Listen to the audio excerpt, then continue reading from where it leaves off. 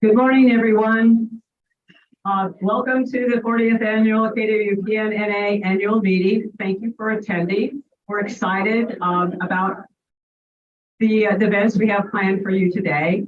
Tomorrow night at the awards banquet, we will have a raffle. The raffle items are, and it'll be randomly through the day. You have tickets that we gave to you that are in the back of your name tag. So you each have a free raffle ticket, and you can purchase additional ones from somebody on the MC, or I think Caitlin or Kelly or Drew. So we'll they're $5 for 2 tickets and $5 for 10. So there's some really interesting items. We think it would just be fun. The silent auction will be done online in the later part of April. So we just wanted to have a little fun event. So we will have the raffles going. Just put your name on it, and we'll be drawing things. So let me introduce to you the chairman of the board, which is Wim.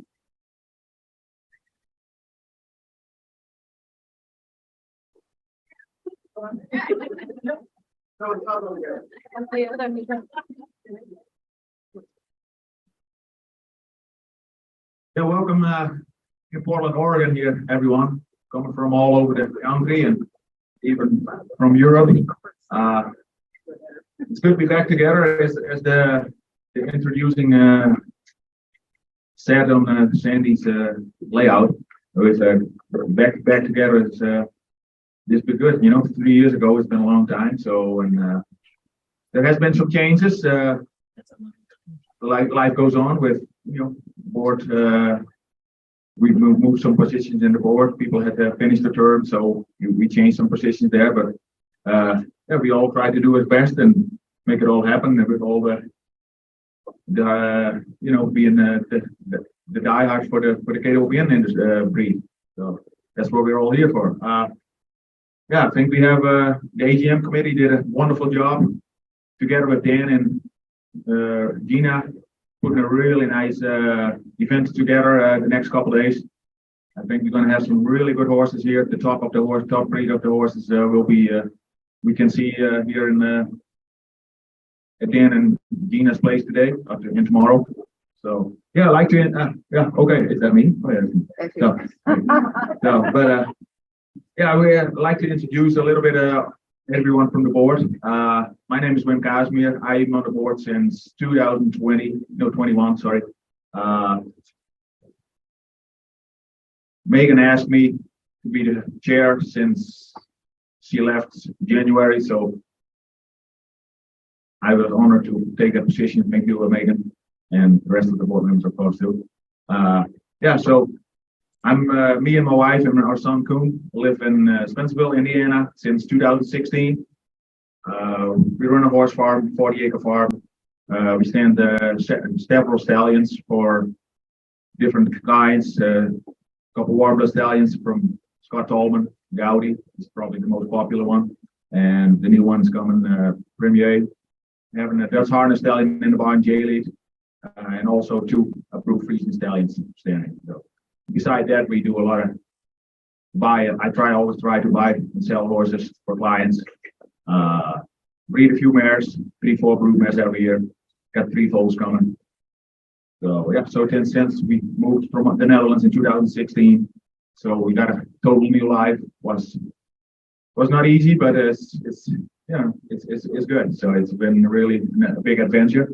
And so the same thing in Holland. We always was, you know, KWPN minded, and that's what we keep doing here too. So that's good to have a lot of people involved with that same vision. And we're all, you know, want to educate it, and want to have you know, new things coming up and being updated on new things, what's, you know, being introduced. And we like to have the same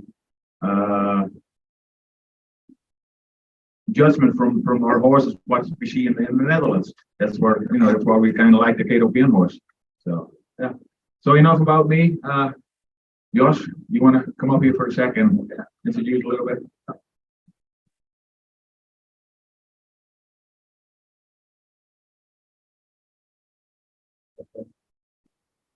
My name is Jos Severins. I live in Munich, Georgia, and I'm a little longer here in this country than years. I came here in 1985, and I was involved with the KWPN from day one. We had our first inspection in 1988. The Chef on the Veen and the Searle and more, but he was always whatever at Kingston. So anyway, we had a training facility. We training mostly to sauce horses, but also the horses can go into the ring. We have some different varieties. They love our horses. They rate how they bring them along. And yeah, I'm involved also with the program that we do no horse shows on the East Coast mostly, and that is starting to merge now with the eventers. So we were very active with not in breeding, but more in training. And I think it has to go hand in hand, so as we all know. And to me, that is part from the extension of the breed. You can bring them along in the right way. So yeah, this is my introduction. I'm involved with the second term now with this NA group, and see what we go from there. I think there's a healthy organization, so it is very active, and there's a good program going on. So I can give it over to Sandy. Thank you very much. I thought I was going to get out of this, Okay, my name is Sandy Harper, and I've been on the board since I think 2017. I'm from the MC prior to that, and I kind of was the AGM manager for a long time. Gave the deal now. Yeah, I've for 60 years I always dreamed about having my own place. So finally, I convinced my husband to move, and we bought 6 acres in the Fresca, Marietta area in California. And I built a barn. Right now, I only have one horse, Freya, bred by Dennis Kissel. And I keep telling her I built this barn. You better be good. And she is really good. So, but I'll tell you, having boarded my horses, spent probably $750,000 for boarding horses all through the years. And then thinking, okay, I'm going to save money. And it's all my work. I'm doing all the work. But it's very enjoyable. I love seeing my horses in my own barn every morning when I went out the window. So, okay, next one up is Kathy Hickerson. Thanks, Wim, for letting us do this. I'm Kathy Hickerson. I just moved on this year to the board. I was on the members committee for a season. And I live in New Hampshire. My farm is Joseph Bates. We breed Dutch and Dutch, the dressage and jumpers. I distribute all the frozen semen for anybody that can yell at stud that is bought from that. You probably dealt with them already. And we're in the process of moving from New Hampshire to here. So we'll be changing my and I got elected the secretary job to take notes because no one else wants to. Right, yeah. Tracy Bill. Okay, hi everyone. I'm Caitlin Hamer, and I work at DG Bar. I've been there for I think almost 18 years now. I know, I had to think about that. And yeah, I help out there with the breeding program and riding and competing horses for them. And I have been on the AGM committee for quite a few years now as well. So yeah, thank you all for coming here and supporting the meetings. We really appreciate it. And yeah, it's my first year on the board and I'm looking forward to it. It's a great group of people and yeah, I think we're gonna do well. Thank you all. Yeah, and so on the bottom, Roy is didn't have the chance to make it. He was too busy at home with his business. So unfortunately we have to miss Roy here at the meeting. So but he's a good person to have, and he's a good team person to have on the board. And he's been on the board for a couple of years already. I think he even was chair for a couple of years, right there. Maybe. So, but yeah, so Roy is also like a die-hard KWPN fan. So good. So thanks again. Thanks for everyone for coming. Special welcome here for flying all from the Netherlands yesterday. Bart Hinstra, our beloved inspector judge. So always big time, give him a little talk. He does a lot for us, also behind the scenes, you know, people, you know, we you know, if you're not in the like in our organization, you know, Bart does a lot, you know, between the office and gets a lot of stuff done on software, and also, you know, talk to the KWPN in Holland about stuff, but we like to change and we like to update, so that's really good. I appreciate all your hard work, Bart, and your input. And we have the other flying Dutchman, Janko van Lagerweg, flying all over the world. You see, he's the only one with a 10 here in the room. He spent so yeah, Janko just flew in last night from Florida. So yeah, thank you, Janko, for all your help all the time. Being helpful. Encourage. Yeah, then we have, I mean, we can almost thank everyone, but it's going to be a really good weekend, I'm sure. We have a really nice program, as I said earlier. We're going to have some really interesting horses here at the Dan and Gina's place. I haven't been there yet, but I heard some really good stories. They have a wonderful facility. So we're looking forward to go there this afternoon and tomorrow and see their horses and see the facility. And so that's Dan has been really on top of it, organizing. He doesn't want to have anything go wrong, so he's really on top of it. He's got a tight schedule put together, and so I think it's all going to work out okay. Thank you. So this is the update of accomplishments. Okay, Megan. Megan. Oh, I do it. Yeah, my name should not be on there. This is all on your credit. It's all on Megan, yeah. No, but Megan, you know, we all know Megan. Without Megan, there wouldn't be a KWPN, I would almost say. But yeah, I mean, she's always, you know, been refreshing and on top of stuff with very forward thinking. That's what we love. It's kind of the Dutch way of thinking. That's we, you know, I guess in the board, we always get along real good and share ideas and make stuff work. Yeah, so this is quite of an accomplishment list, Megan. Congratulations. Yeah, and even without, you know, we had two years not with COVID, we had no inspections and still got a lot of, you know, positive things done. So yeah, I can go through it all, but I think it's all stays for itself, right? You guys sitting right in front of it, it's a lot easier for you guys. Yeah, the both girls, Kelly and Drew, they do a fantastic job. I mean, they have what we like, you know, not like the 8 to 5 mentality. You see them always, you know, the internet is a big thing. I always see comments from Drew and Kelly, you know, late in the evening, being answering questions on Facebook and stuff, and that's, you know, that's really good. I mean, then you're also like a part of the family, so really good. Thank you, Drew and Kelly. Yeah. Yeah, oh yeah, there's somebody we almost forget, and I'm looking at her right now. Nobody sees her, and it's Liz. Oh, yeah. Can you talk, Liz? Liz is in the Netherlands, so she's live here on the computer here. I see her. I'm waving right now. Hi, everyone. Liz has been since 3 years, right? Correct, Liz? You've been 3 years. Since 3 years, you lived in Arizona. Yeah, since 2018. 2018. Yes. So and I'm back in the Netherlands now, but still working for you guys, and I love it.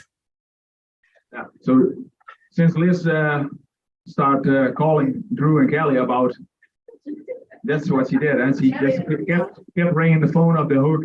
You know, she wanted to have, you know, input, and she wanted to do something. She couldn't sit still, and that's a good habit, not to sit still. So, and Liz is one of them. She always likes to get some stuff done, and you know, with all the money raising with the stallion auction and the silent auction, a big success of that, you know, we're raising that much money is because of Liz. So, and she's always on the internet posting stuff, advertising, and that is just, that's great to have Liz on board. Thank you, Liz. You're welcome, guys. I love it. Yeah, so after 3 years, finally back together. So, and we have a wonderful place here, and We have a nice program set up. We'll do something in the morning here in this building. And then in the afternoon, we will go to Sonnenberg Farm. It's about 15, 20 minutes drive. Yeah, so it's not too far. So, oh, but one thing, if we need to go out there with by cars, if there's people that have, a spot, one or two spots left in the car, we kind of like to join together, go out there, and instead of have maybe Kelly do maybe drive 3-4 times up and down to bring people out there. So maybe team up a little bit and we make it all work together. Yeah, I think we're literally just say, raise your hand to the car and maybe how many spaces you have. And for those who don't have a car, find somebody that can pick one. We'll do that when we're getting ready to head out. Yeah. So the morning program, that will be done here. We'll just get started with that. And without our sponsors, we got to mention our sponsor here. What, our big thing, big part of this whole event. Triple Crown, the feed company, Horse to Fly, that's Horsefly company from the Netherlands. Premier Equestrian, Iron Spring Farm, Williams DG Bar, Sonnenberg Farm, and SBS Select Breeder Service. Boering Online, they sponsored last night the welcome thing in the other part of the building. Castlebrook Farms in Global Equine Sires. That's Jens is here too, supporting us. Real good, thanks Jens. And Honori is their new sponsor from the Netherlands. Listen to me talk to him at the KWPN Stallion show in Holland. So they're gonna be the clothes, the jackets, and all the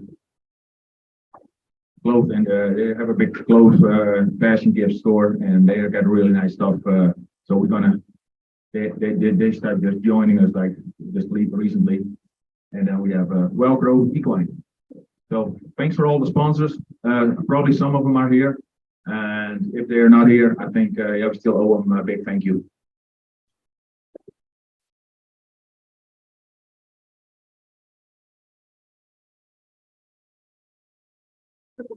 Triple Crown, sorry about that. That Triple Crown is in the back. So, yeah. So if we have any questions about feed, you will be here for 2 days. So, and sponsoring tonight, then thank you for that. Yeah. Okay, hi, everybody, treasurer again. So, I'm gonna go through the financials for 2022 and then up to date 2023. So I'll show you all. So first slide. Okay, this is the final budget for December for 2022. We did, I don't know if you guys are aware that we had made quite a bit of money during COVID, mainly because we didn't have any huge expenses like the crane or the annual meeting, which we usually lose money on, but it's what we do for you guys, hopefully. Anyway, so last year we made $487,000, took in revenue, $409, and we always have a budget, and we try to keep the whole line items to the budget to try to keep the bottom line. As far as a nonprofit, we want to keep it like almost break even, but we've been making a little money. So, but we want to change that this year. Okay. So we were at 97% of the budget, so that was still good. The total expenses were $404,964, and that was 90% of the budget spending goal, which was really good. So it's under what we budgeted. And the result gain was $82,445. But we were billed in January for the judges' fees for the current, and that hit us in January of 2023. So we had a little bit of a deficit coming up the next month. I'm going to go to the next one. In comparison to last year, our total net was our total income was 48,816. That's not looking right. Oh, we're on February, sorry. So this is February year to date. We just had our board meeting yesterday, so I gave them the update for last month. And we are a little bit below mark at minus 50,000 because that was the judge's fee we had to pay. But we're still trying to keep on track, and this does not hold the stallion auction money that we just will be hit in March, and it'll probably come up quite a bit, and hopefully we'll get a little more solvent. And we're actually still hoping that we get our judge's bill in December so we can pay in December.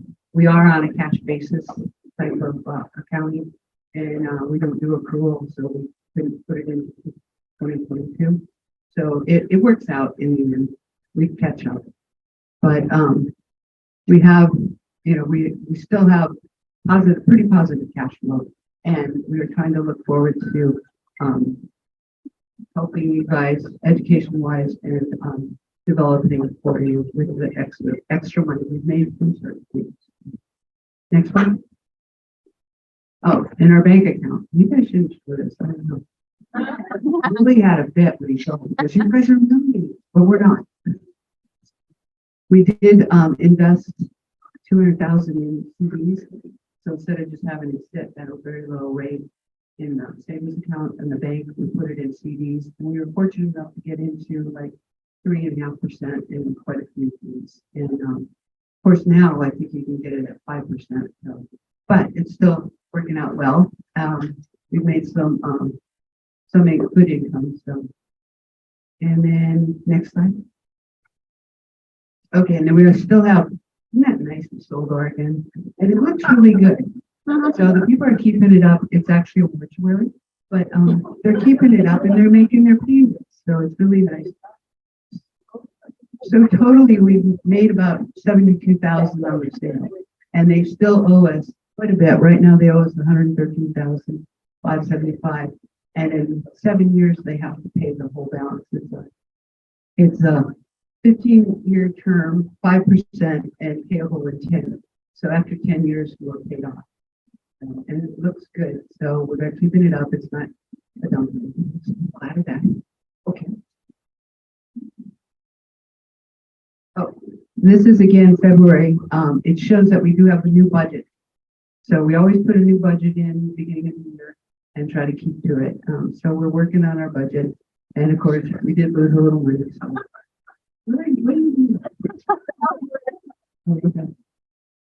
So we did lose a little money in February.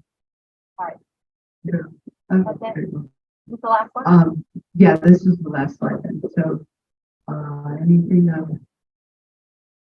oh, there was one, you mention that. Besides the 50,000 that we were still late and we had to pay. There's also $10,000 that's supposed to come from the stallion orders that were approved this year. Well, yeah, it went through the current. So we still have extra money coming in. There, now I'm done. So, Tracy is ill. So I think you guys are going to do this. It will be.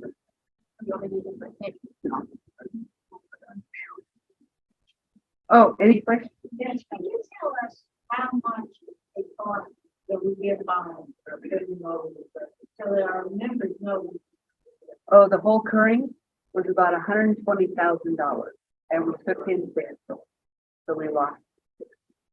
So, and that should have gone on our bottom line last year, and we would have still been ahead 30,000 last year. And we are a nonprofit, so it's, it's supposed to break even and most legitimately. It's just supposed to get back to people. So it's different. We're trying to do that.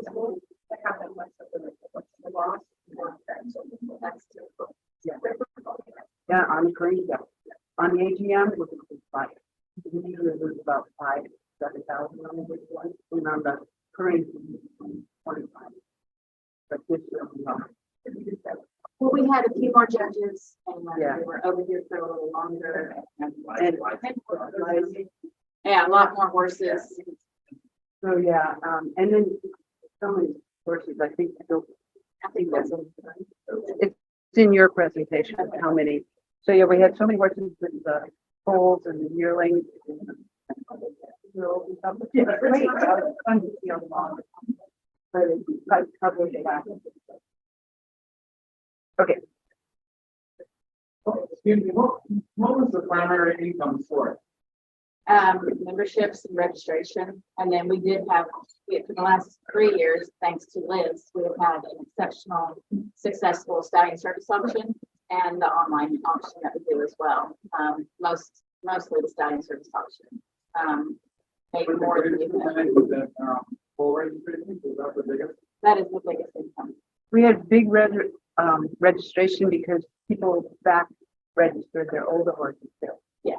I think I've got the statistics. I think so, yeah. We'll put it in there. We'll show you We what. can cover all your things. Yeah, we'll have a big question and answer. We'll cover all of that. And you should see it. I think we've got an office up there. A lot of that information.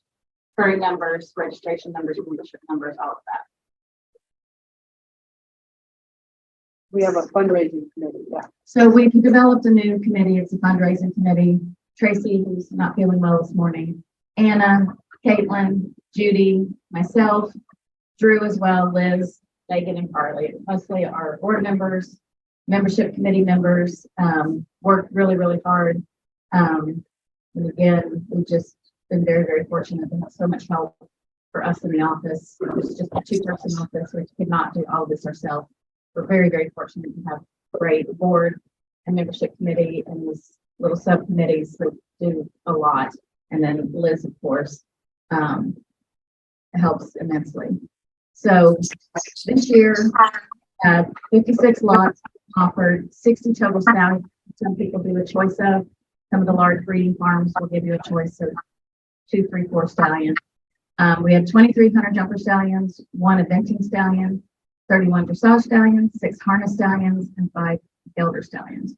We grossed $47,080, which was really good. Last year we were $57,000, but I think we had about 10 more stallions. So it's pretty good. And last year with the the income being so good for the stallion service auction, the original year we did the foal futurity, we allotted $7,500 to the payout for the foal and drilling futurity. Last year we upped it to $10,000. And I don't think we've said what we're doing for this year, but we're trying to make that grow, for the payouts to be as much as possible, to get the stallions to get as much visualizing, get promotion. That's part of the benefit of not only activating the stallions with us, but donating them to the stallion service auction.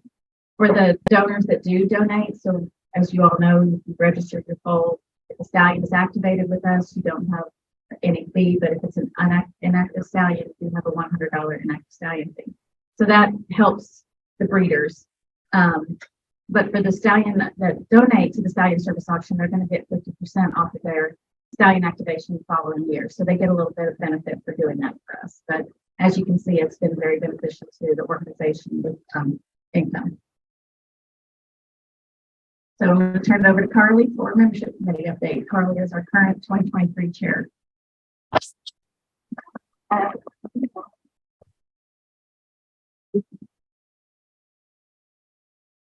Hi guys, I'm Carly Fisher. For those that don't know me, I live outside Boston, Massachusetts. I'm a pro in the business. I think 27 years now. So we have some new members on our committee this year. We lost Tracy and Kathy to the board. We have myself. I'm returning. Cheryl Maber is our returning secretary. She couldn't make it due to work commitments. Erica Sims had a death in the family. She couldn't make it here. She's also on the second term. And then we stole Anna from the board.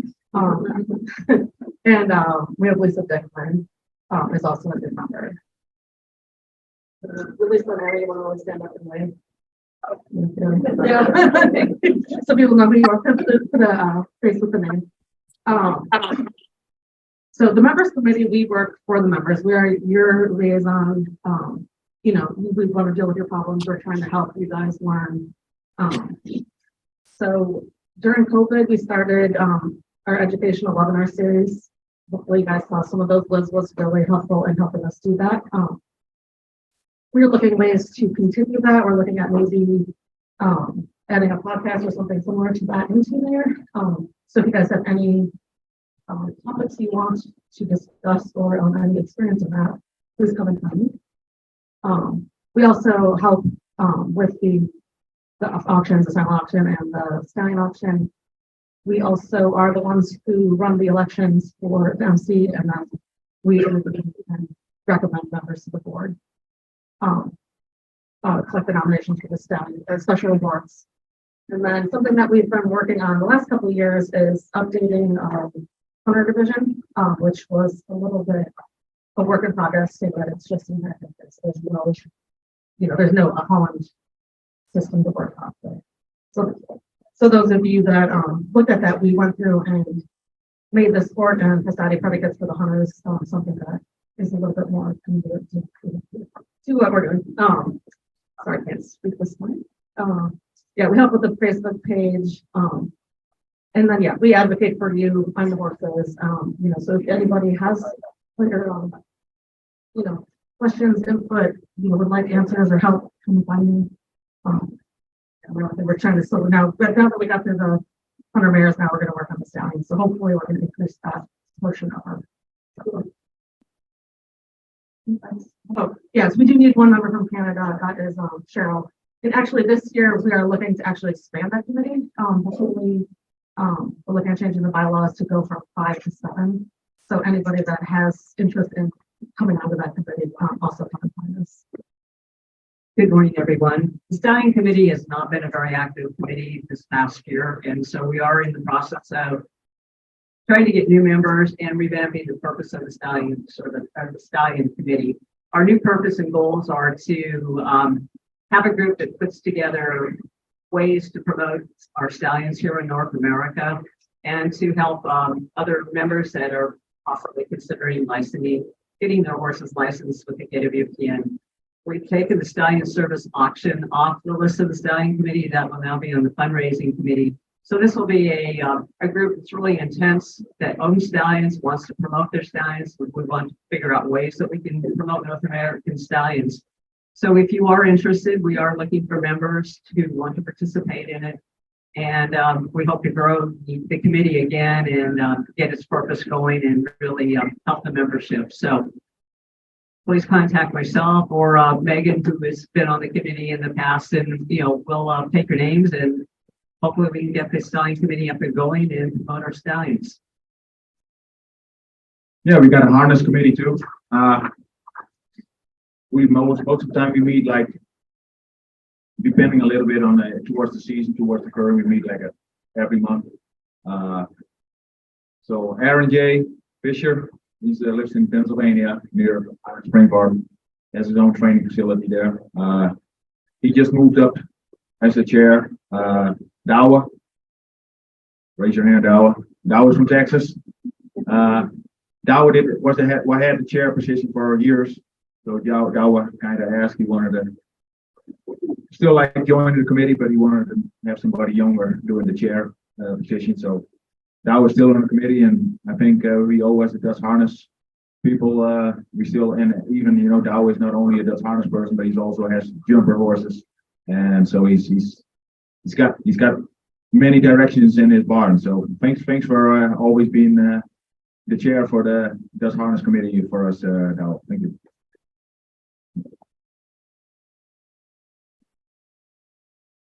And we have Justin Bonbrager. He lives in Northern Indiana. Amish Dutch harness fan. So he's not here, but he just joined the board since this year. So Justin is just on board. We got Bill Duffy. Bill, right in the green shirt. Yellow, sorry. I'm just checking everybody was awake. No, Bill owns two of the top stallions of the industry. Hadley, Pure Stallion. He just recently imported like 2 years ago from the Netherlands. And Macho, everybody probably heard about the stallion, the name Macho. Bill and Aaron owned them. They bought him in 2020 at the Stallion Show when he got champion there. So, but he's still competing in the Netherlands and being a successful show horse and also a successful producer. So, and hopefully in the future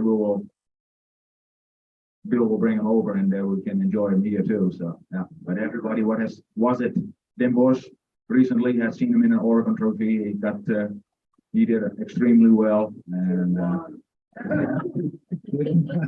yeah. So, Yeah, so, and yeah, and me, I'm on the committee too, so, yeah. So you can probably facilitate this if anybody has any questions. And, Yeah, if there's any questions, I forgot to mention it last night, but we're here all day and tomorrow, of course, but we like, if people have questions, just come up with them, bring them. Everybody, you know, was referred the question to like it's financial, or we have people right here to answer them. So did somebody want to talk about the NA on white paper? Yeah. Yeah, you did, yeah. Maybe that's what I want to do that. Yeah. Hi, everybody. I'm Elizabeth Evans. I'm from Los Angeles. I was one of the people that Scott's favorite Taylor kind of restarted the whole Young Pay process. It was for 30-year-olds and under. And in Holland, it's a great program. They try to link up young people with breeders. They want to start introducing the concepts. They want to start getting you involved in breeding. And then we wanted to do the International Young Breeder like teams to send with every step of has a team. Every couple of years, there's a big thing. We did it in 2017 to send a team to Calgary, Alberta. We got a team and they did a great job. But we sort of, unfortunately, North America being huge, kind of fell by the wayside, but we'd love to start back with that. It's for 30 and under. I'm 30 now, so unfortunately, I'm going to start aging out as of August, but I'm happy to see if we can revamp the program. It would be great. I would love to try to also find what people like young people want. Like I'm interested in, you know, I have a single nice mare. I would like to get into breeding her starting this year, maybe next year, but I'm consider the beginning of this year. But I have all you guys as a resource because I'm here and I know that, but I know there's a lot of young people that might have good ideas that don't have the resources. So we can do that. The NA paid for us to go to Calgary. I mean, I think we paid to get ourselves there. You guys paid for the whole program. Do we want to revamp the IYBC program for the K stud book? Like, just different questions. So I'd love to see if you guys know any young people that would be interested. I think the minimum was 15 or 16, something like that. But it was a really great program. It was relatively easy because actually Aaron Fisher was also on our Young K board, and we had a whole group of people, but everybody aged out and we all lived in complete opposite corners of the continent. Some of us on the West Coast, Ashley was involved, and then Renee was on the East Coast, and Taylor was in Boston, and Aaron was in Canada. So everybody was everywhere. So, but if you guys have any questions or ideas, we'd love to revamp that. And I would also love to start putting more young people in touch with super knowledgeable breeders like yourselves and give them that resource. So it was a super great program. We just sort of fell dormant. We'd love to get that going again. Let me know or let. So you want to ask for a show of hands of people interested? Or is there anybody here that's under 30 that would be interested?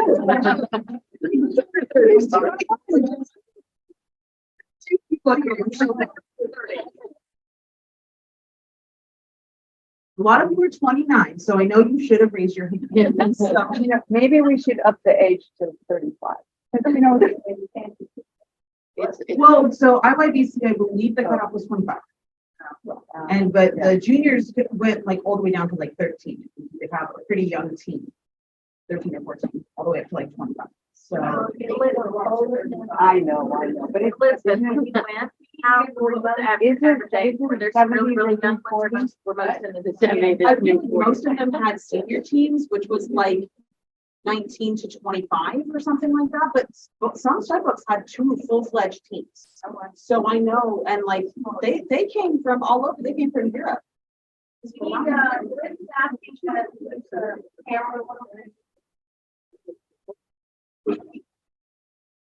Why Katie is about a lot more, about more than doing the conversation. Yes. About getting young people involved in communities and reading agency continues to mentor people. It's more about that. And this is a worldwide problem. They did this thing in Germany, like a study, and they said how kids in Germany, some of them even know what a chicken is. That the chicken is what's in the grocery store. They said kids spend so much time over there, they spend so much time inside on their phones, and they're really worried about the future of equestrian sports in Germany because they don't have people. So it's a worldwide problem. We have to think of the white state would be a good way to engage younger people, but we have to figure out how to do so and people be interested. That's the hard part. Really finding the kids that are interested. And it's not just about the competition. No, that's I agree. It's a very small part of it. I haven't talked to the young KWPN over there. What we were doing. You know, it's about trying to get the information going. Providing training and stuff like that because kids don't want to. Why do you don't want to get out of work? And there's a lot of really great education programs moving with HGA that maybe like you get involved with as young age. Because I did a bunch of those. I mean, their aim is not on reading, but it is on forcing. Yeah, and that would be really good to help from her. But it, you know, you're not here under 30, but if you've got a working student or, you know, a child or something else that you'd like to get involved with, bring them forward. These are the time for it, yeah.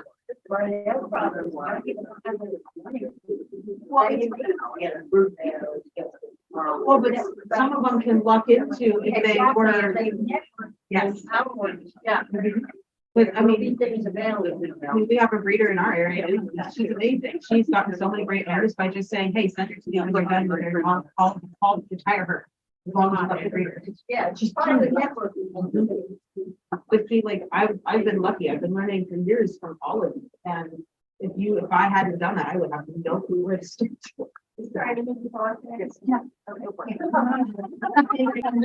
Thank you, but anybody, if you want to join me, like Kate and talk to Elizabeth and also Kathy Nickerson and also Megan. Maybe we have lots of advice all the time. It's really good. Okay, so, Anna. Oh, okay. Hi, I'm Linda. So I just got recruited. Live with Linda. Live with Linda means you're asking questions and we're going to get some answers for you. Starting with, how many of you want YK to get bigger?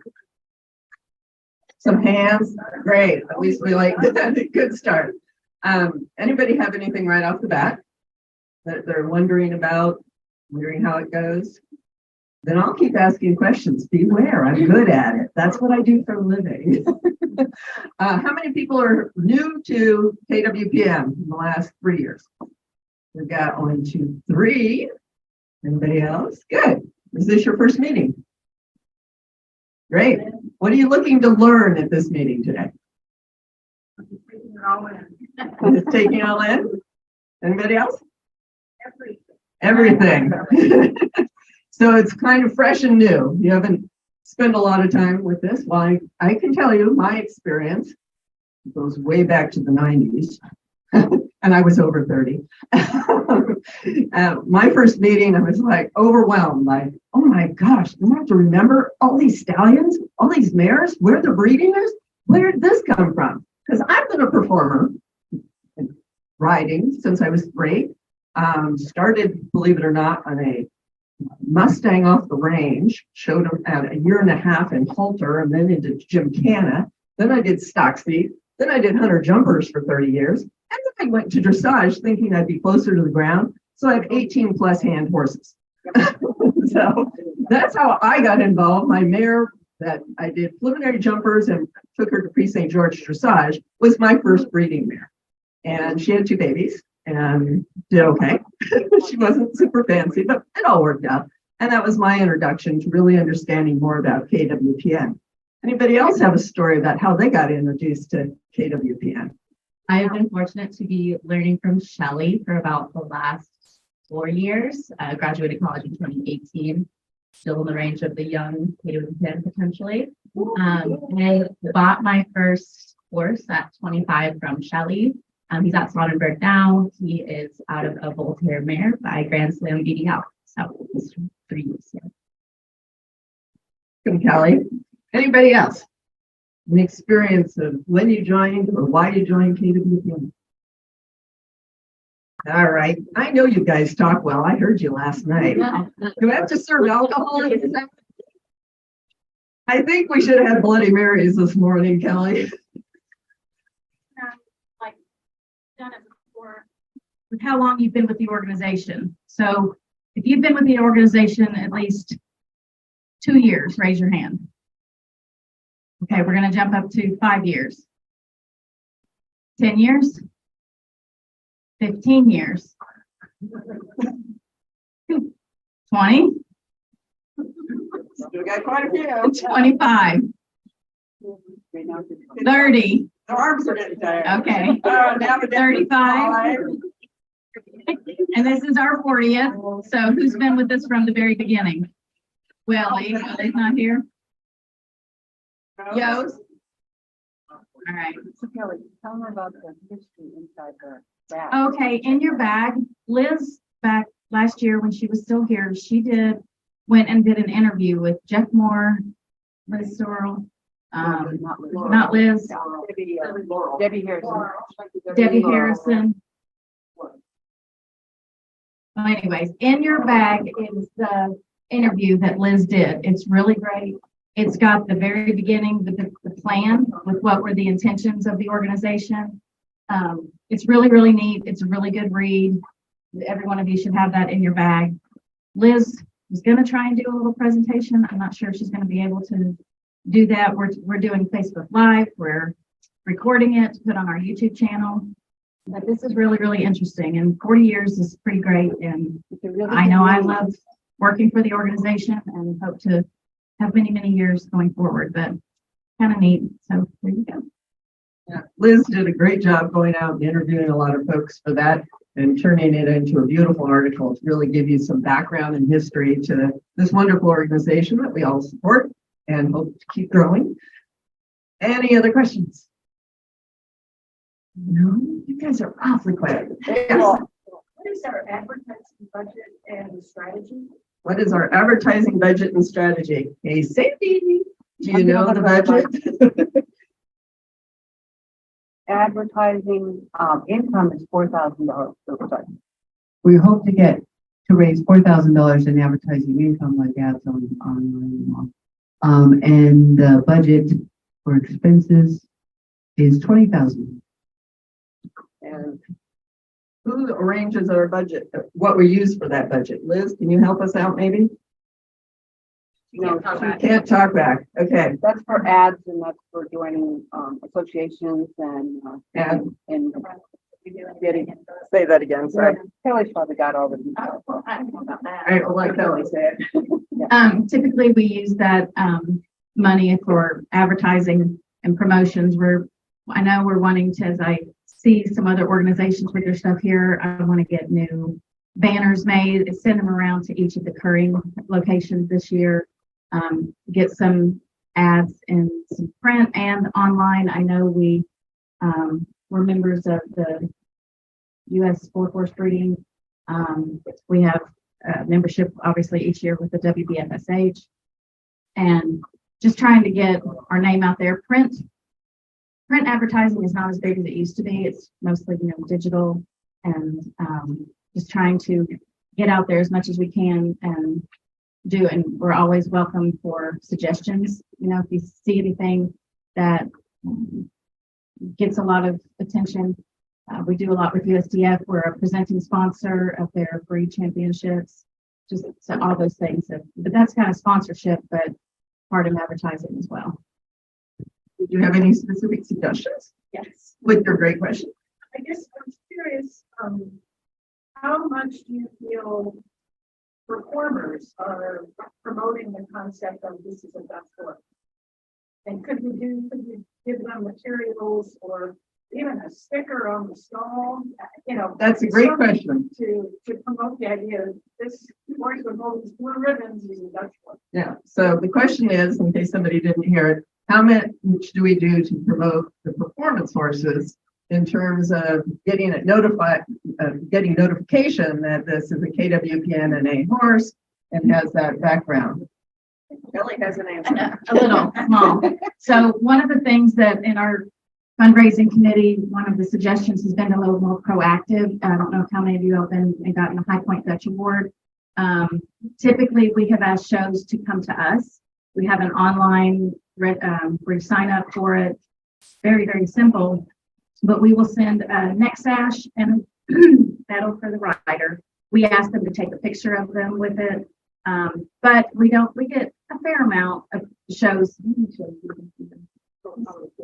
50, I think one year we did have 100, but we were talking, I think it was Judy's suggestion was to be more proactive and go to the shows and say, hey, can we provide you with this neck sash and a medal for your High Point Dutch? And honestly, I think a lot of show organizers are completely fine with it, but any of you all, and Sandy has been involved with them, it's a lot, it's be overwhelming and may not have the time to go. So we would like to be more proactive, go to the shows. We've got the Young Horse Show. We send ribbons to that. And I know there's one year, Johnny's told us that we've had the most winners. They were running out of the ribbons quick and I had to order more. And then I think I just sent up or ordered 30 more. They do, so it's 10 for first through third. We send them and we run out of the first place quicker than the others. So they've done very well with that. If anybody has a show that they support, Yes. they organize it and we'll send them out. Well, remember I contacted you after Devin. Yes. I contacted Devin last year because I was We sponsored a class, and but we need to do more. No extra award. We were one of the very few organizations that have a special award for the champions, you know, and I was bored. Yeah. by it. So hopefully. We just didn't know. Yeah, I mean, like I You said, know. Devon's a big show, and I know we sponsor a class with them every year, but I But there was really. no special award, so hopefully with the organization reaching out, because they're overwhelmed. Yeah, honestly, like I said, if there's what I tell people when they call the office and I talk to them, I'm like, if you're going to a show, reach out to that show and ask, hey, do you participate in the KWPN-NA High Point Dutch Award? And if you don't, ask them to reach out to us or call us. We're happy to. It's totally free, yeah. It is. It's completely So free. we do mostly dressage, because a lot of the organizers will have multiple shows and they'll just request them for all of them. But we're willing to do any discipline. Yeah. So, if we can branch into eventing, vine driving, or 100 upper stuff, that would be great. We also try to do more practical, usable awards for our All Breeds program. Something that, you can put on the horse with the Dutch logo, have it seen with, the award name on it. So, and of course, we're always open to suggestions about We've got award types. stall plates, tote bags, and with the All Breeds program, we do 65 divisions. We're late on getting those out this year. But yeah, we're always looking for different things, but we do. I know, and I'm looking at stall plates, it's recurring things, but I'm looking for the stall plates that we do for First Premium. We already have them for Scotty. Yeah, we have these really nice medallions for Prasadi Preference, Crown, Top Current Sire, stuff that you can actually put on the horse's stall. It has a big Dutch logo on it. We also provide awards for the Sally B. Wheeler 100 Breeding Championships. Really, really nice locally made halters. Yeah, one of the things we do to promote, like you're saying, put the names out there, basically, like for support, stuff. We do quite a bit of that on social media. That's one thing Liz really helps us with. If your horse does well, send us send us something, a picture, Liz will promote it. So, that's really how we reach so many people in social media. Because advertising and print, as Kelly said, is really, there's not much available. And there's also you can do banner ads and stuff on different websites you can do on horse. But I think one of the biggest things is promoting our horses on the different platforms of social media. So anybody can send, through Messenger on Facebook or send an email, and those guys are always looking to, they're also actually scanning articles and looking at like Euro dressage or the different horses have press releases, and then Liz, Kelly, or Drew will say, hey, and then they'll promote that on Facebook or Instagram. So just keep that in mind. And I think that's one of the best ways, because that's one of the ways a lot of them celebrate.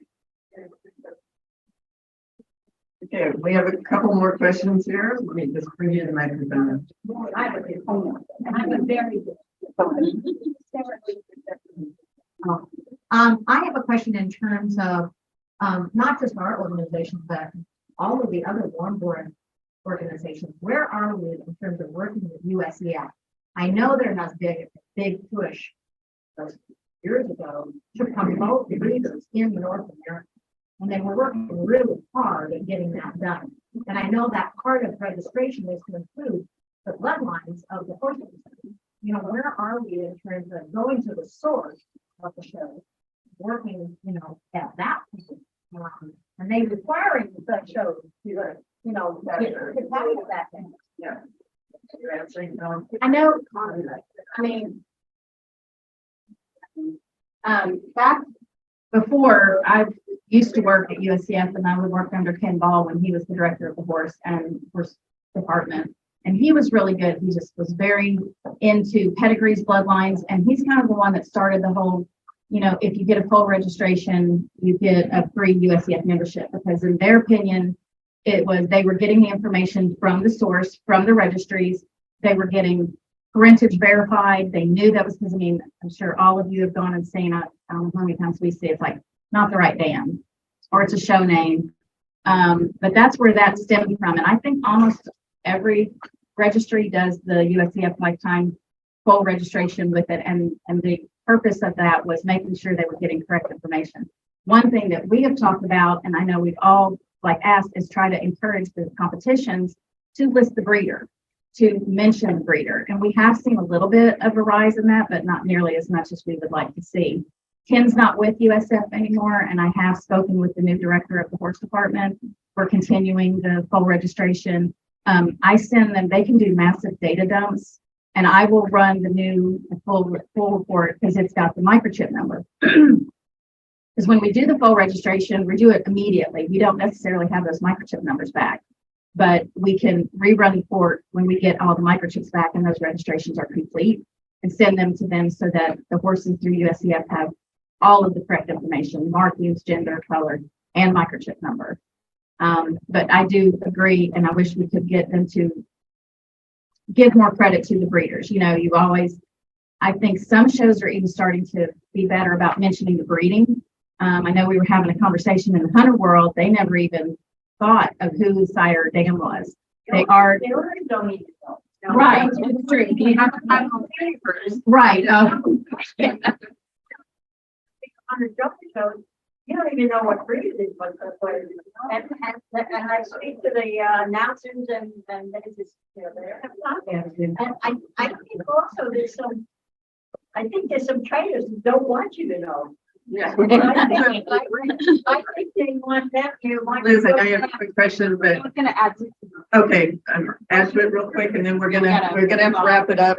And Bart has a question, and then we're gonna wrap it up real quick.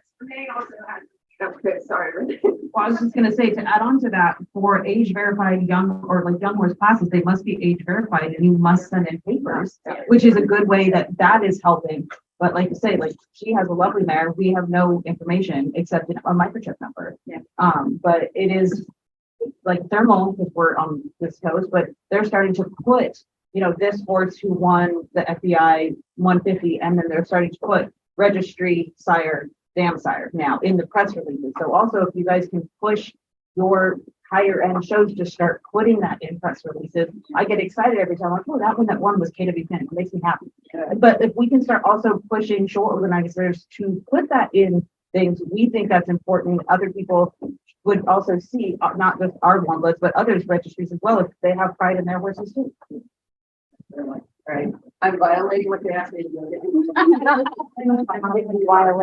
did only have a question or suggestion about the wording and the shows, is if we maybe put somebody in charge for each region. There's 9 regions in dressage. I'm happy to do region 6. So we know, like, I know the shows that are big in this area. So put me in charge of saying, okay, I'm going to go and approach that show organizer and see if we can get like a KWPN award for that show, because I have no idea, you know, what's going on in Florida or any other place. So if you just make, you know, look at who's in that area and put them in charge. Okay, you're the boss of region. Yeah. Be careful.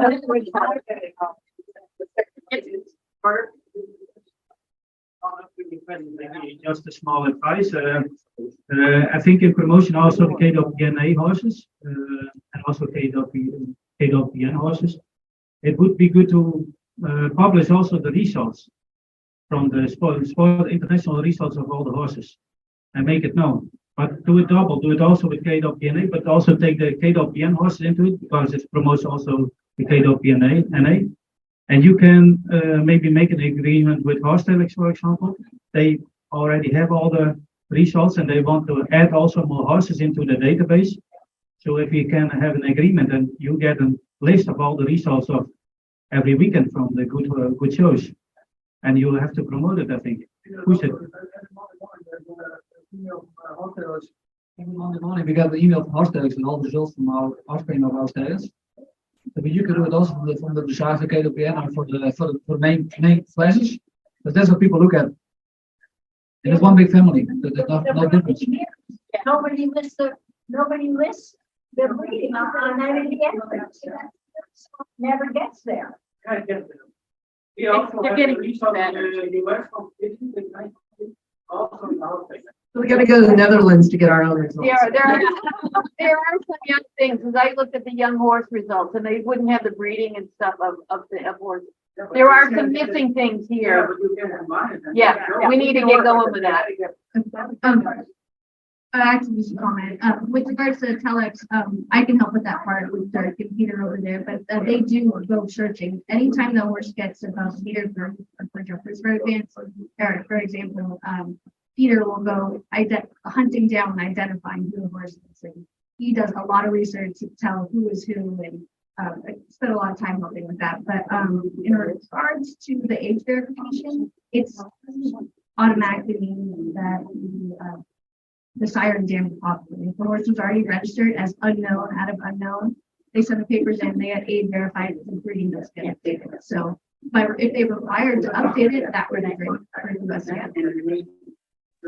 And having filled out a lot of competition entry forms, they don't ever ask the breed, or at least the breeder. Why don't we talk to USCF and have them add it or USDF?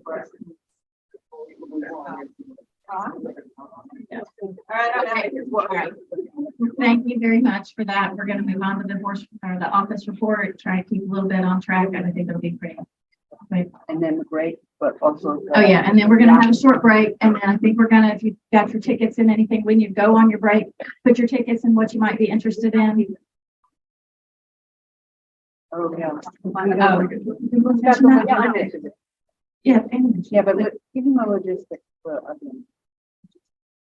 explain it again, that they have to pay. Okay, so in the back, for those of you who didn't hear first thing this morning, in your thing, we're given a raffle ticket. So the first one is free. You can purchase more, get 2 tickets for $5 or 5 tickets for $10.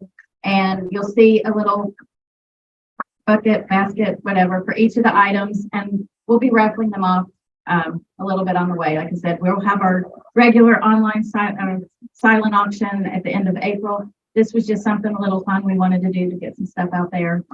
Sandy donated a lovely Yellowstone sweatshirt that'll go along with our Wild West themed dinner tonight out of Sonnenberg. The new Anori merchandise that we have, the hats, a couple jackets, the tumblers that Caitlin organized for us. We have tumblers, wine tumblers, and then the coffee. When Casimir donated a beautiful halter, just some stuff. Oh, and then Megan organized they're printed on metal. It's really pretty neat. Picture of Glamourdale. And then the flags also. We have 2 of these if you're interested in that. That's another thing we were talking about with the advertising budget. We're really going to order more flags. Those did very well in the auction in the past, and we kind of depleted our stock in the office. So we want to get some more of those and have more items like that to sell, give away current posts so you can have the banners in your arena or whatever. Bart says he has a blanket from the cave. We do. Oh, is that the one you sent with Wim, or you brought another one? Is that for this, or we want it for some silent auction? That'll be on the online. It's not on yet. Nicer item. Yeah. Okay, we'll take it back and it'll be on the online auction. So that'll be that. And I've got, we don't really have cash change. I have a card reader, and Drew and I will help you with the raffle tickets if anybody's interested in that. We'll just be doing periodically, not all of them at one time, just kind of random here, right? Yeah. Throughout the whole We'll do the first one after the break. But we will do the first one So after the be break. back on time, but we'll tell you when Yes. it's done. All right. Okay, so this is what we were talking about earlier. I try to run these statistics after the end of every year. Roy when he was the chair, used to do this nice little graph thing, but that's out of my wheelhouse. So, Well, it's good to see all of you. right. I will say, I've gone back and double checked numbers. I know my horse registrations are more accurate than they've ever been. Equus, the database that we use, gave us new report options that were wonderful. But so in 2022, we had 989 more full members. We started the option. I know some of you all have taken advantage of it, especially if you're a competitor and you need to keep your membership each year to be eligible for points and awards. We are kind of just attempting this 3-year thing. And obviously we had 42 people take advantage of that. So it's the same as a full membership, but theirs will go on for 3 years. I was wondering, like, we used to have associate membership used to be eligible for a points and awards program, but the USDF All Breeds program grew so much and we were giving nice gifts, postage, everything for mailing those out. We moved the points and awards eligibility up to a full membership, but we did keep associate membership for someone who just wants the handbook to be in the know, just to say, you're a member, but it doesn't count for a gift to transfer, enter a horse into a curing. Or register one. We had 21 youth members, which was a big growth from 2021. And then a lot of lifetime members this past year. That's the equivalent of 10 years of a membership. So if you think you're going to be with us for a while, $850, little sticker shop in the beginning, but you're done. You don't have to think about it again. You're eligible for whatever you need to do. Full registrations jumped huge last year. One thing that we did was, there used to be a higher penalty for registering older horses. It was $500. That's like people would call the office and I'd say 500. They're like, no, we're not doing that. So I talked the board into letting us drop it down. And since anything after 2020 is subject to that inactive sire fee, we capped it. Instead of having a yearling cost and then 2 and older, we did anything other than a foal. So a foal's $250, and then anything older than that is going to be $300. But some are subject to the inactive sire fee. So, and then we also had added in if you register your foal within 60 days of birth, you get a $50 discount. Like, we want everyone to register their foals like as soon as they're born. Another reason we did that was to stop the bottleneck of foal registrations when curing entries came, because that was miserable for a while. Yeah, trying to register foals and do the curing entries, it was just a ton. So we were looking for an incentive to have that foal registration already done. Then you could log into your member portal, register that foal for the curing entry on that's already there, it's already done. I find the problem with that is getting the pictures. Some people have trouble with it. It is, I found, because it has to be a certain file size. You have one that works, just Upload the one all the time. Spaces and email me. Right, we're pretty flexible. That's what always held me up. I was waiting, you couldn't see their marks.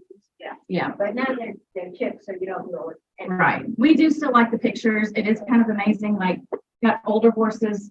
They have no idea who it is. We're trying they bought this horse. They heard it was maybe this horse and it might be by this sire out of this dam. Pictures have helped us.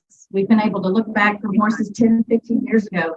We're like, yeah, that's it. We obviously will do the DNA, but we only started microchipping in 2017. So they have helped us. I do like the pictures. And one thing that we do sometimes, people get a horse, we'll send them baby pictures and they love it. We got them, they're there. We want to keep doing the pictures, but you can upload the one, or I have helped some people. I'm like, email me your photos, email me the name, the birthday, color. I've been able to go online and do it for them. We're always willing to help, do everything we can to make it as easy as possible.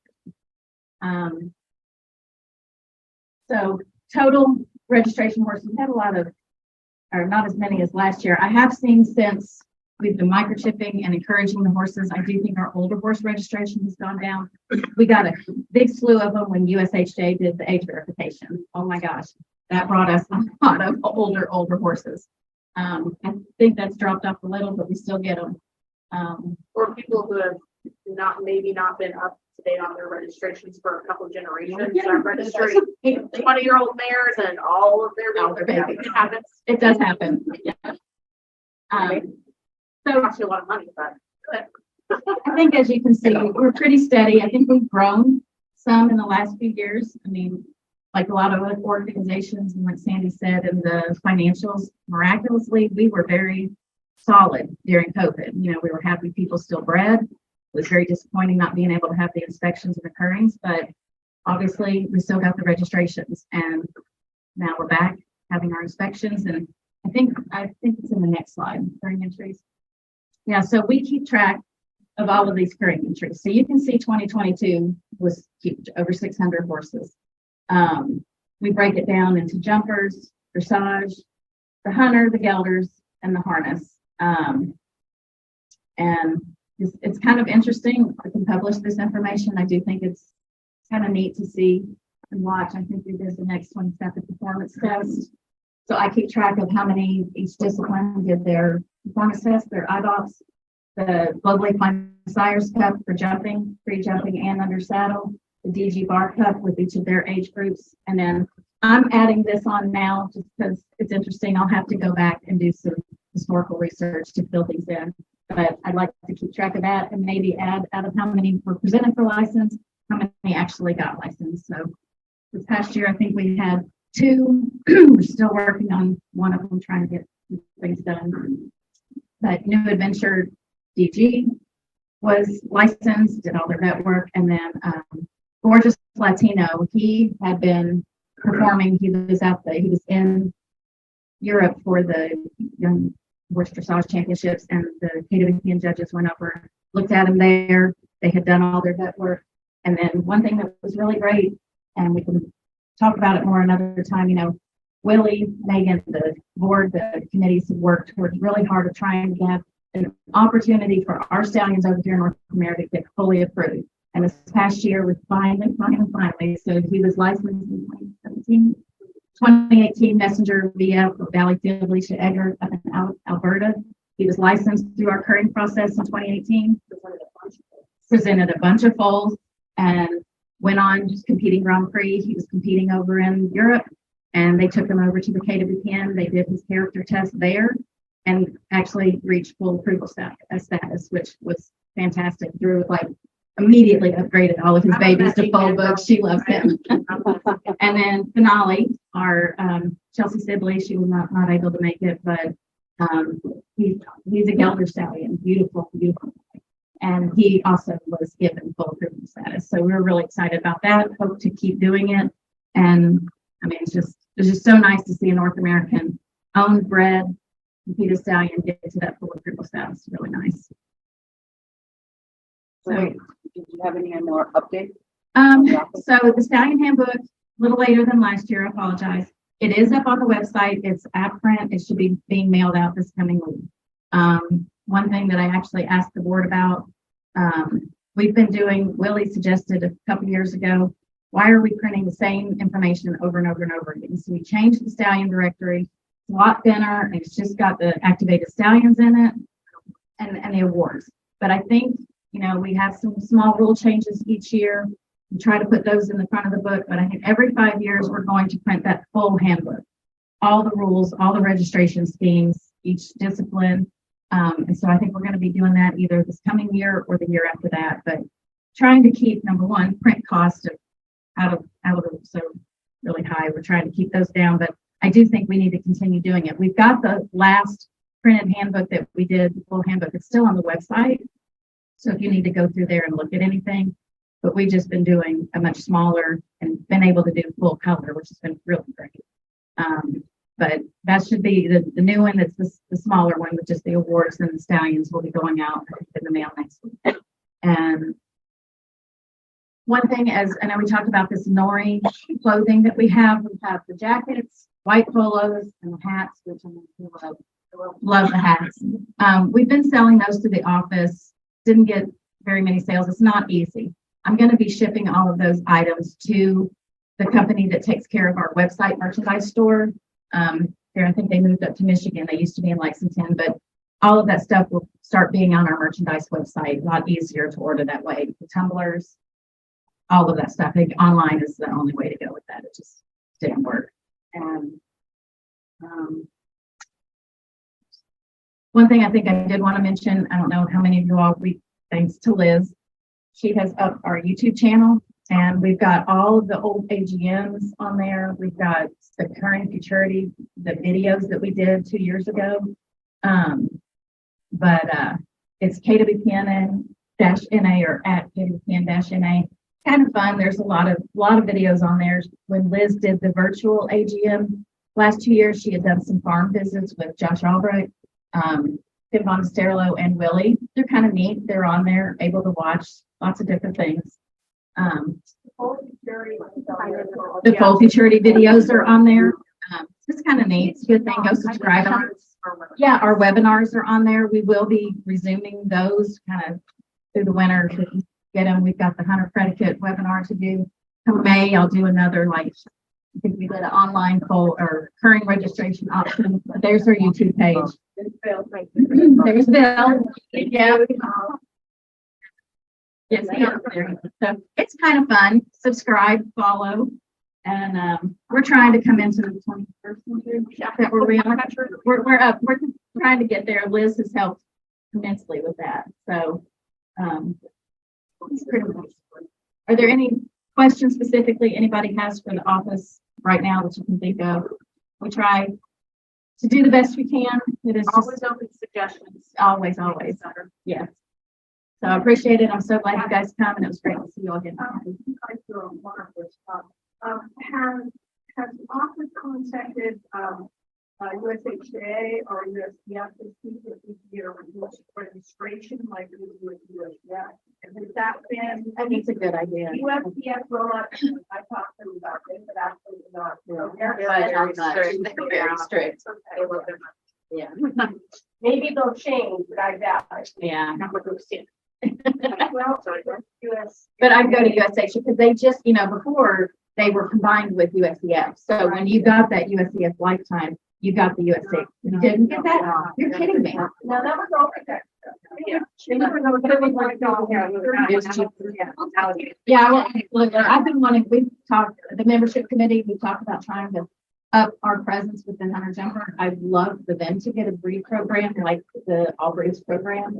Again, they're just not as much on board with what the breeding is, what all of that, but I think they're missing a really good opportunity there. And we do, like I said, I do hear from them. Really? Yeah. So, because again, we do the Sally Wheeler, she sends that out, but that's like the only really large show. We participate in that every year, but I do actually I've been meaning to go over and talk to her. Absolutely, yeah. So I think if you don't have any questions, we're going to take a little break. Put your raffle tickets in, and when we come back, what time do you want them back? We'll be back here at 9:45. Don't be late. Okay, everyone, we're ready to start the presentation on Koenig DG. Willie Arts from DG Bar Ranch is here to give the presentation. It'll be a precursor to what you will see live this afternoon at Sonnenberg. So I'll give the microphone to Willie.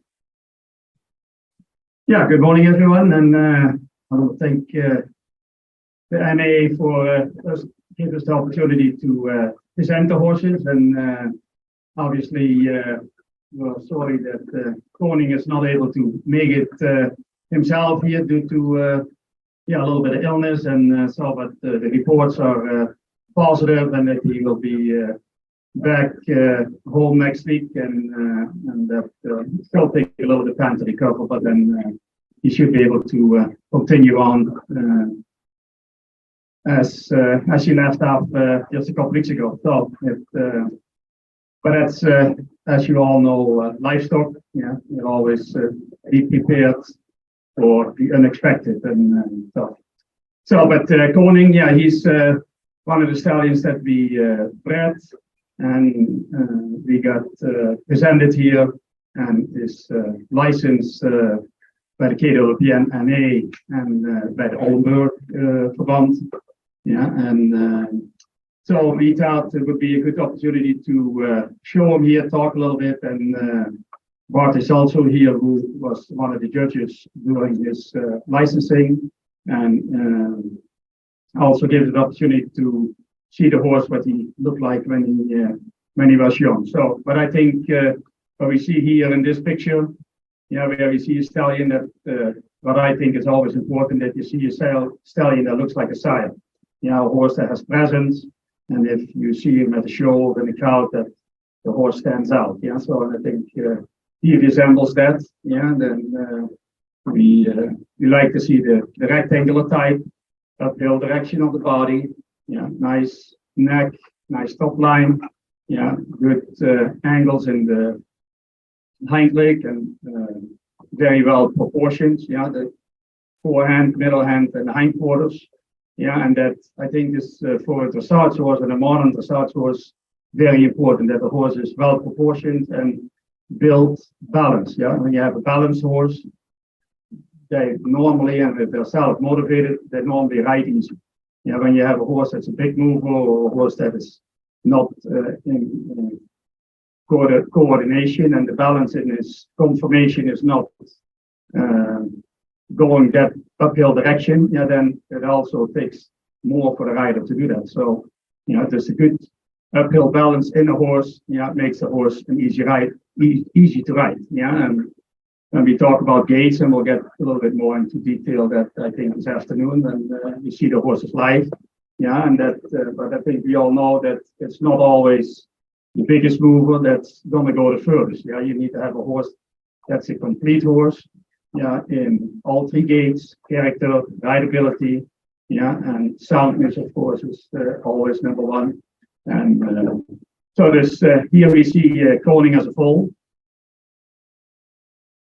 So here, so the score. So okay, conformation and movement. So you saw the movement score, was very high, and you can see here that in the whole horse how he naturally moves uphill.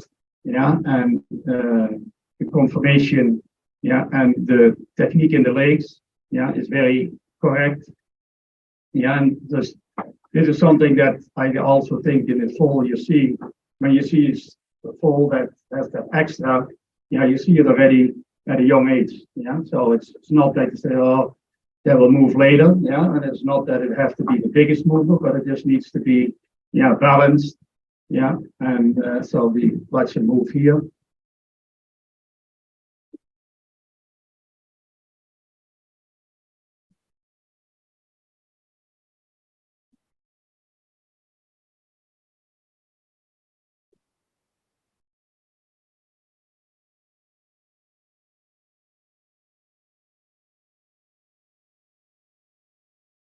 I'm so helpful that you have that kind of setup, so not everybody. I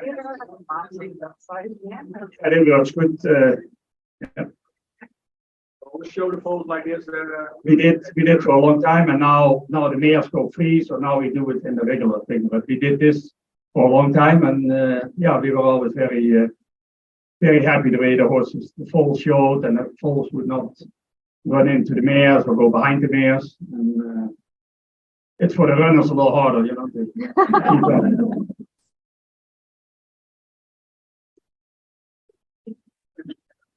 So then we come to the training and the riding. So here we see Koning when he was 3 and a half, but just before, right after his licensing, I think.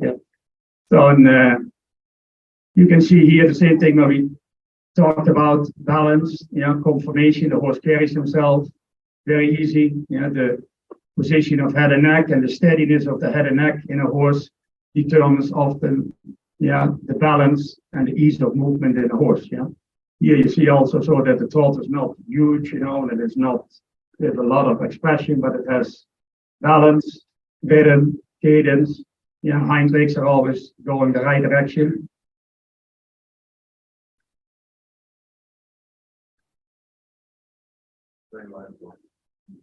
Rideability is there, and I think the pedigree, of course, speech for that. I think everybody knows Bordeaux, yeah, is known for character, rideability. And then the mother line for Koning, the mother for Koning Darcy, she was as a 4-year-old, the highest scoring mare in the Power Cup in Holland. So before she came over here, she competed herself at FEI level. So and then the grandmother is by Junior, and she was an FEI horse and is very talented for Piaf Passage. And due to an injury, that horse stopped his the riding career and went on for breeding.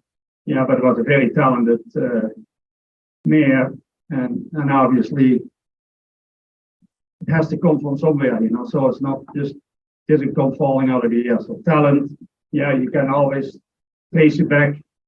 Yeah, and it doesn't mean that the mother has to show Grand Prix, but you just need to see that the horse has the talent and the ability to do it. Yeah. So then here the canter, same, yeah, balance, carries himself very well. Same thing again, head and neck position, very steady, yeah, and the horse takes you, yeah. So then, as a 4-year-old, Koning, he presented him just doing the curling as a presentation, and then he also did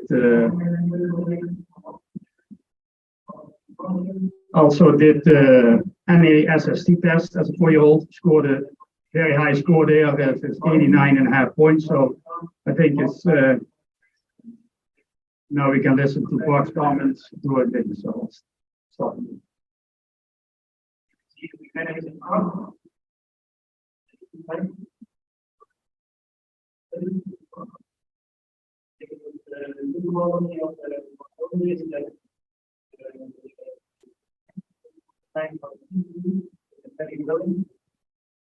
He did all my also basic government.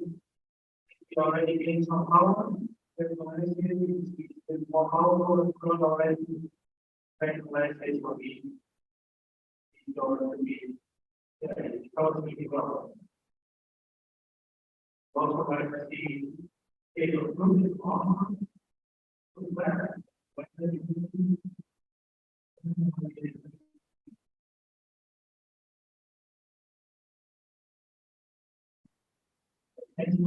Already.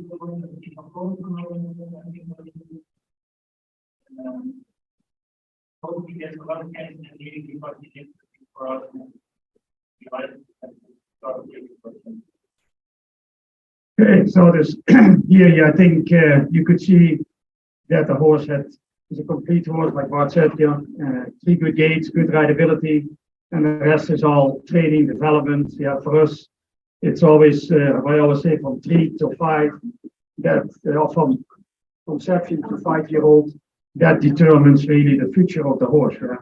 When you have a mare, you breed it, the nutrition in the mare, how the foal born, how the foal goes up, how the horse gets started, and what kind of training the horse gets from 3 to 5.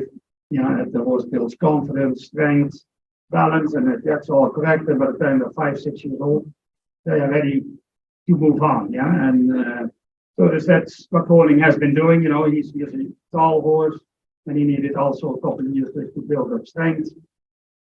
And now Ashton has taken over the ride since she was pregnant last year, otherwise it would have been already earlier. But and now you can see that the horse has developed, after he was 6 years old, and this is just warming up in January at the first horse show she did.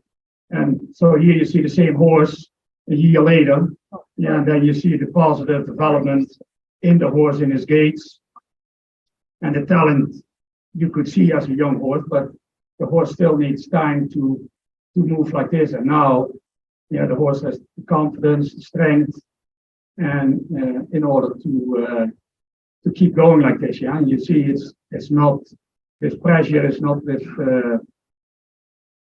the rider, it's a natural ability, and the horse wants to do it.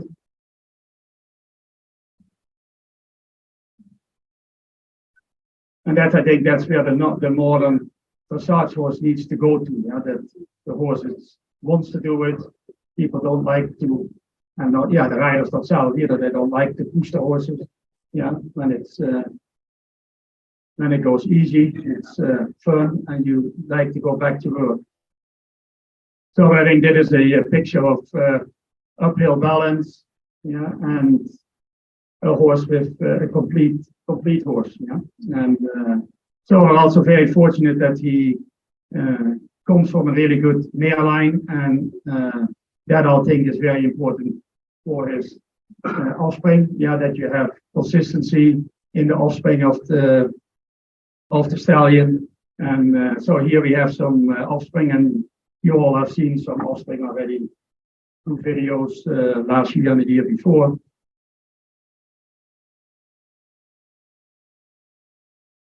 So that is the one that we see pretty soon also. That's the foal. So the Sultan is Koning, Charmeur, and then Eidicus, and then Wanroy, and then Noram. So that's then again Gelderlander. The mare line is from Janice Kissel. So she bred the mother, and the grandmother was a FEI horse, Thea. And so very good sport family. I don't know if you know the horse Ankoor that Lisa bred. Comes out of the same mare line.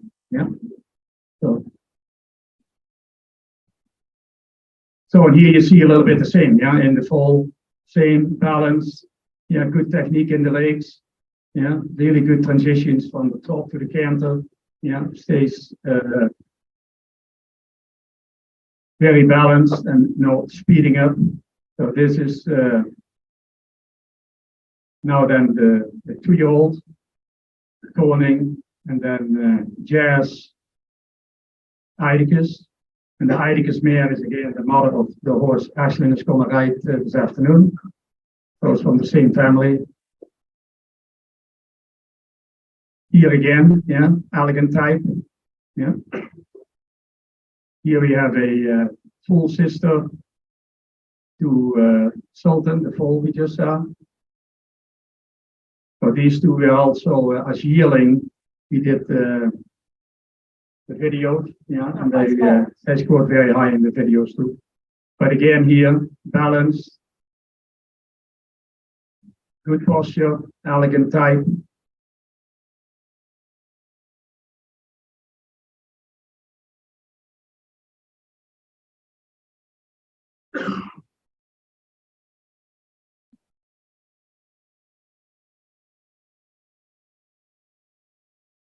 So dit is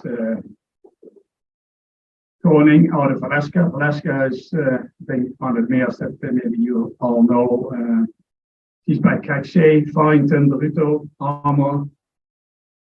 A mare that, yeah, we bred and always been very special. Yeah, she qualified for the World Championships in Verden and did very well there.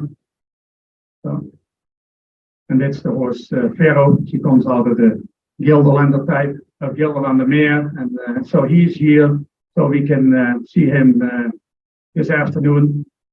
He's now started, and so just barely on the saddle, but we'll ride him, and you can evaluate his movement and see it in real life.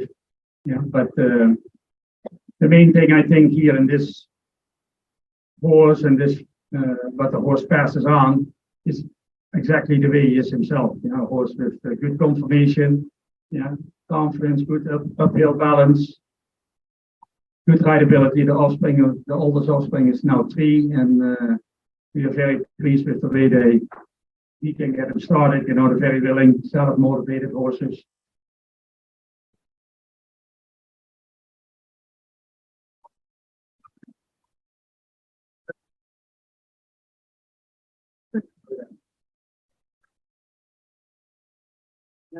Yes.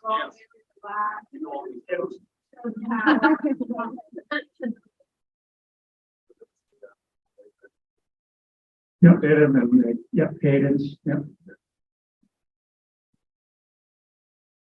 Okay, so yeah, here Linda Wall, she's there you go. Linda owns the full product of Koning, so and she's doing very well with him. So she's very fortunate too that she stepped in when the horse was a foal, and I saw him going up a month ago or so, and very impressive. So this, yeah, so we're looking forward in the development of Koning, and if Ashlyn is ready to do the St. George I1 developing horse this year, so looking forward to that, and yeah, I think he shows talent to go on, so there should be many years of fun and enjoyment for him. So I don't know if there are any questions, and I know Bart likes to add something to it about in this licensing process. Yeah, the only thing Koning has left to do is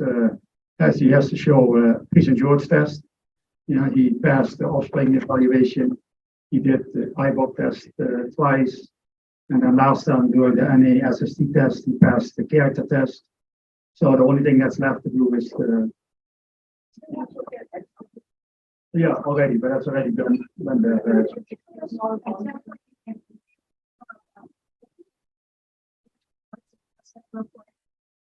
yeah, the gold. Yeah, we'll talk about it here. We have a horse Pharaoh who's there, so we'll show you how we get him ready, how we prepare, and when we present him, what he needs to do. Yeah. So, but you can do that while the horse there, and see the horse, and kind of what criteria you look at. Yeah. Anybody, any questions? What's the X-ray? Are they, do they, you know, is there any continuing X-rays after that, or just one time? Yeah, constant. You can already do a horse X-rays for KWPN rock. As soon as they turn to like next April. If you got some horse like it's going to be 2 years old this year, you can already make an appointment for next April, come in April next month, and that will, if you send them into the office, Kelly and Drew will forward them to the Netherlands. They will be seen by a team of vets from the hired by the KWPN over there. And as soon as they give you the results, that lasts for life. So you don't need to come back after. It's good. Then it's acceptable. It's not acceptable. What's the next background? No, it's just Do they have to do X-rays and DOC? Yeah. DOC is just DNA. Right. But if they have to do that,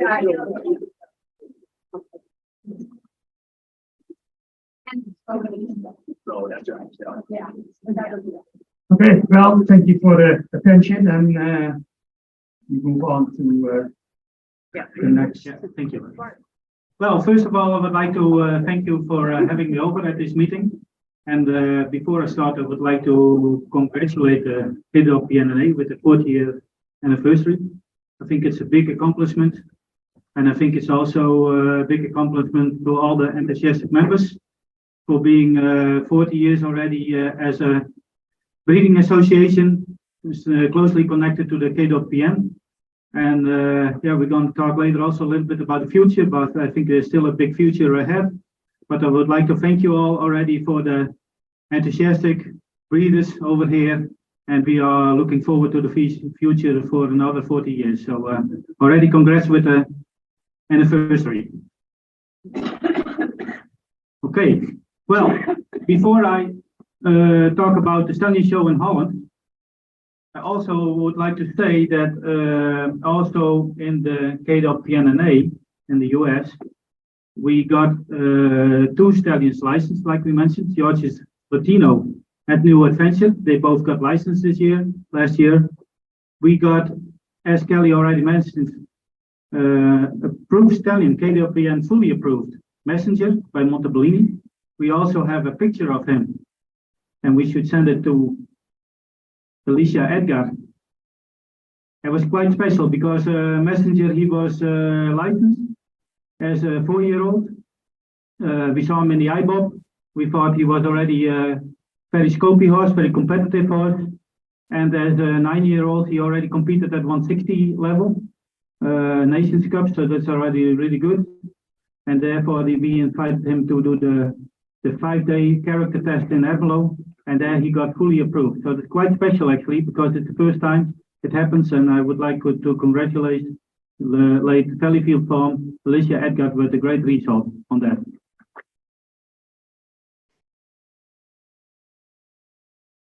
And we also have the finale, the Gelders stallion who competed at Grand Prix level. He got, yeah, actually unique is it that he got erkend for the KWPN, the full approval, that's the same. He showed himself at DC Bar on a hard service, and he competed already at the Grand Prix level. So that's quite special, and we are really happy, also pedigree-wise, with the new genes, also for Holland. And for all the Gelders breeders also here, I think it's really big value to the breeding of the Gelders Society. So we are very happy to get him again for the KWPN. Congrats also with that. Yeah. Okay, so we have also achievements over here, I think, but we like to talk about a little bit about the stallion show in Holland. We're going to do that a little bit later.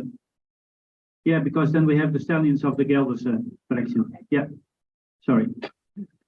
So we have a 4-day event, which was the first time again after COVID. 4-day event, jumping, dressage, harness, and Gelders horses.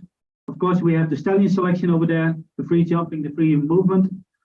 We have the final of the stallion competitions over there. Also really important. We had, for example, the winner of the stallion competition at the 3rd level was Lowlands by Arden Spring. He did really well. He scored 88.8 in the final. So he won the final and he won the total competition. And that's really good result actually. So congrats also on that, Iron Spring. Big achievement. We also have always the presentation of the Proof Stallions 2022 on the saddle. We have the presentation of the Keur and Preference Stallions. I will mention them later. We have the presentation of the Horse of the Year. The World Champions are presented on saddle. We have some clinics over there. Road to Grand Prix, schooling of young jumpers. This year we had for the first time the kids corner, like we call it. For the smaller kids, we had fun clinics. We had a TV personality, Britt Dekker, she was there. She's very famous in Holland. And she's a really good promoter for us for the horse riding. And they invited her and they did a really fun program over there in a special arena, only with kids. So it was a big thing to get it going, I think. And we had also the select sale, it was online. It was later, but it was also online, was a good success this year. I would like to start with the jumpers. First, I'd like to start with the selection criteria. They select, of course, on the pedigree. They select on conformation, on development, top line, and correctness. And we especially look nowadays for athletic horses, athletic scope, modern horses. Nowadays, the courses are very technical. The time is very, they have little time actually to jump the course, so they need to be very athletic and also very quick in the canter, very efficient in everything. And they need to have a good overview, adjustable canter, and very good attitude. I think that's really important for us to select on. Just a little overview for the jumping. We had 206 stallions presented in the first ring. 99 were selected for the second ring and the bus. 50 stallions are selected for the performance test. And we had 7 premium stallions this year. So we don't have a championship anymore. We just gave them premiums because we thought they are just selected for the performance test. So they still need to do the performance test and then they can have the final improvement. And if we make a champion, then there's too big a focus on the one who gets now the champion and he gets all the attention. And they still have to do the performance test. And we are more focusing on performance on the saddle. So that's getting more important for us. So that's why we do just the premium stallions to point them out and not the championship ring anymore. We had 2 stallions who got the Keur predicate, Gran Dorado and a Toulon VDL. So they were awarded for the good breeding, both of them. And they get a higher predicate for the stallion. So that was good. And the horse of the year, the jumpers was Gran Dorado.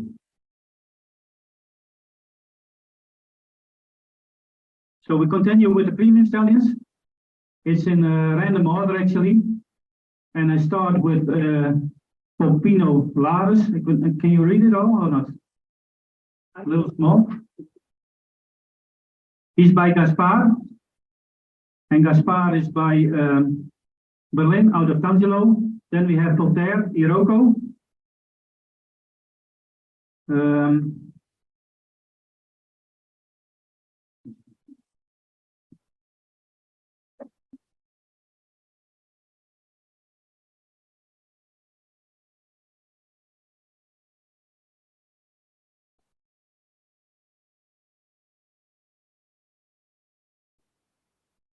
We have Voltaire, Iroko, then we have Nebdar Notaris, Marco Polo. So it's proven stallions in the line. It's also a proven dam line, Yolaris, with several international jumpers. I'm going to show you a video of him jumping.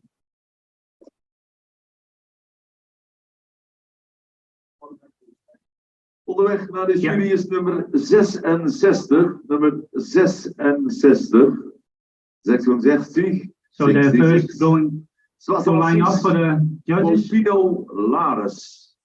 You can see van KWPN Select is the chairman of the study committee, together with Erik van der Vleuten and Woutjan van der Slans. Voltaire en dan Iroko. And Henk Dirksen, he's advisor from the breeding. Brouwers uit Weert.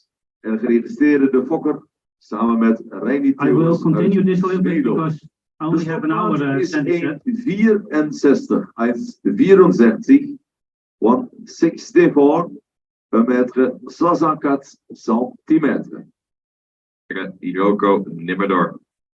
Going back to the Bernalaris, that's the Grand Dam. She's to the basis of, among others, the KWPN Brustein Kempinski. Well, with the standing committee, they like him for his dam line, like I said. For Dollalaris as well, Santa Catarina. And going back to the Jolaris, who's to the basis of X. So, sorry. So it's a proven dam line with Jolaris. They have several international jumpers on the dam line.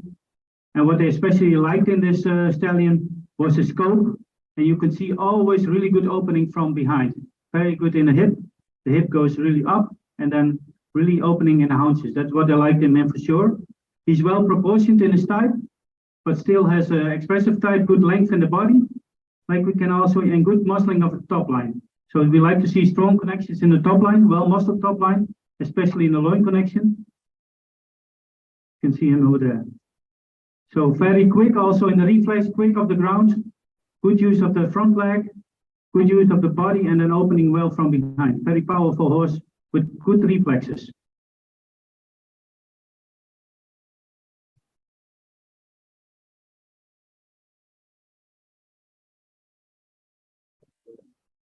Yeah. Now for me, he stayed a little back. He could be a little bit more forward stretching, but still it was a really good jump with good technique. And he proved himself into that. And Gaspar himself, he jumps at 160 level, the sire. Yeah, he's still active, yeah. Yeah.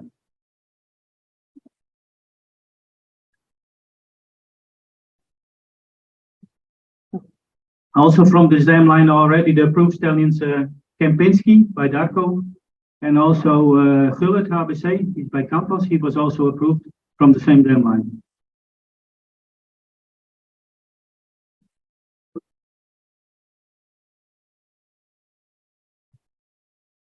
Yeah, we go to the next one. Next one is called Power of Sasa. He's by Canon Junior. Canon Junior, he himself was the champion as a 3-year-old at Stallion Show. He's now competing internationally with Marcus Eining. He's Cornet Obolensky out of Quickstar.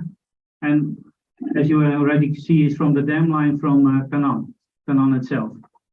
Then we see a dam, Sasa, she's by Sam R. She competed at 150 level, so that's interesting for us.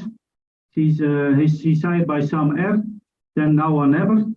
Then Aram, Dukten Normandie, and Diederik. So it's an interesting pedigree. Like I said, with the dam jumping herself already 150 classes, and her son already jumps 160 classes. He's D'Angelo. He's D'Angelo from Zuidhoeven. So already good pedigree with good sports in the dam line. That's really important for us, the sports in the dam line. Well, when you see him already as type, he's also strong muscle top line already. Correctly built. Yeah. But very strong connections in the top line. Good loin. Correct in the legs. Correct in the type.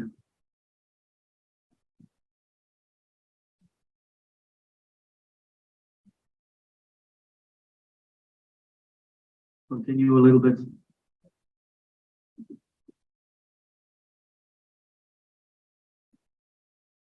You can also see this one has quick reflexes, quick takeoff, also upward takeoff, and then easy for him to stretch forward.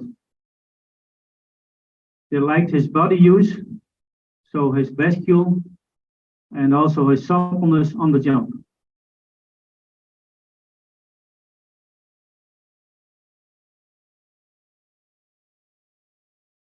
There again, very upward in jumping, very good opening from behind. You can see they stop him, they block him a little bit now, because otherwise they get too much thrust. And now they let him enter again. So they need to do it themselves, actually. That's really important for us. They are not chased for the jumping. They need to look for the jump. Now he was a little resistant, you could see that. So now I could have a little bit more energy going into the line. I think they're going to help him now a little bit. But you can see the technique is always there. Very good from behind. Very correctly built, strong body. he resembles a lot like his sire, like you say. Yeah. It was much better, huh? Now you can see the highest point was much farther, so it was much easier for him to stretch. So there was actually a really good jump the last one. Didn't get scared of it, so he seems to be scopy also, seems to be careful.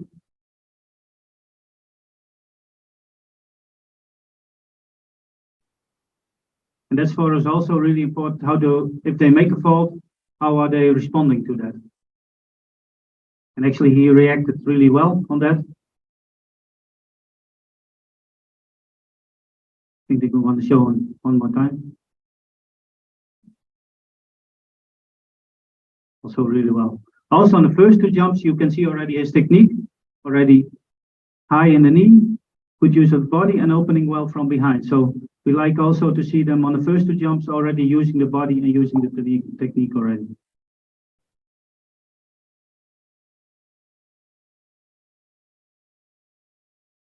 If you have any questions, you can ask him. Don't hesitate.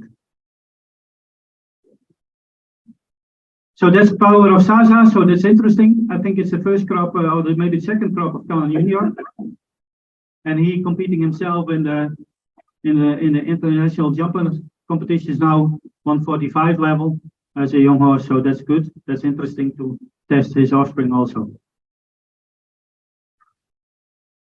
Then we have the next one.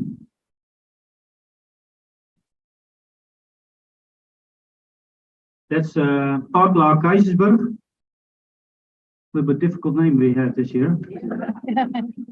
Yeah, I don't know why. But what's also I think is very interesting this year that we had a lot of offspring from different stallions, so big diversity, and also we had, for example, from international jumper mares like Sella. She was a Grand Prix winner, and she was winner of the gold medal at the European Championship with the team, and silver individually. And VDL presented like a Contargo song out of her. So pedigree-wise, it's really interesting for us, gene-wise, gene pool-wise, and we saw a lot of widespread genes in the jumpers. That's really interesting for us. Also, this son of Aganix proves himself really well in jumpers. He's by Ogana Sitter by Darko, so he's Belgian bred. And he provides us a lot of long-strided canters, powerful horses, long-lined horses with big scope. So that suits the Dutch population, as I believe.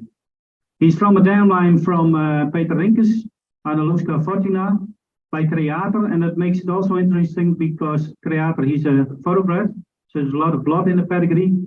Then Orion Fortuna, he's by Burggraaf Furore, out of the Loma downline. Then we see Voltaire, Nimedor, Rigoletto. Also good spots in the dam line. The Grand Dam, she jumped 150, as you can see. And the dam herself is already Prestati. She breeded well. She got several also approved sons. The KWPN approved stallion Cordon is from the same dam. He's by Glenfiddich. And we see the international jumper horse Celebi by Berlin, also produced by the same dam. So interesting pedigree. And like I said, it seems that Aganix seems to suit the Dutch population. Dutch population jumper is known actually for the carefulness, for the willing horses, with good reflexes, and sometimes we can add a little bit of scope, like a lot of people say. And then Aganix, the Belgian blood, seems to suit us very well. You can also see this one, very long line stallion. A lot of length in the body, especially in the back. And yeah, we like it actually for jumper horses to have good length in the body, because then we think they are more athletic in the scope, and it's easier for them to stretch on the oxters. So they can normally develop more scope than the shorter coupled horse. You can see this horse has an easy canter, very light-footed.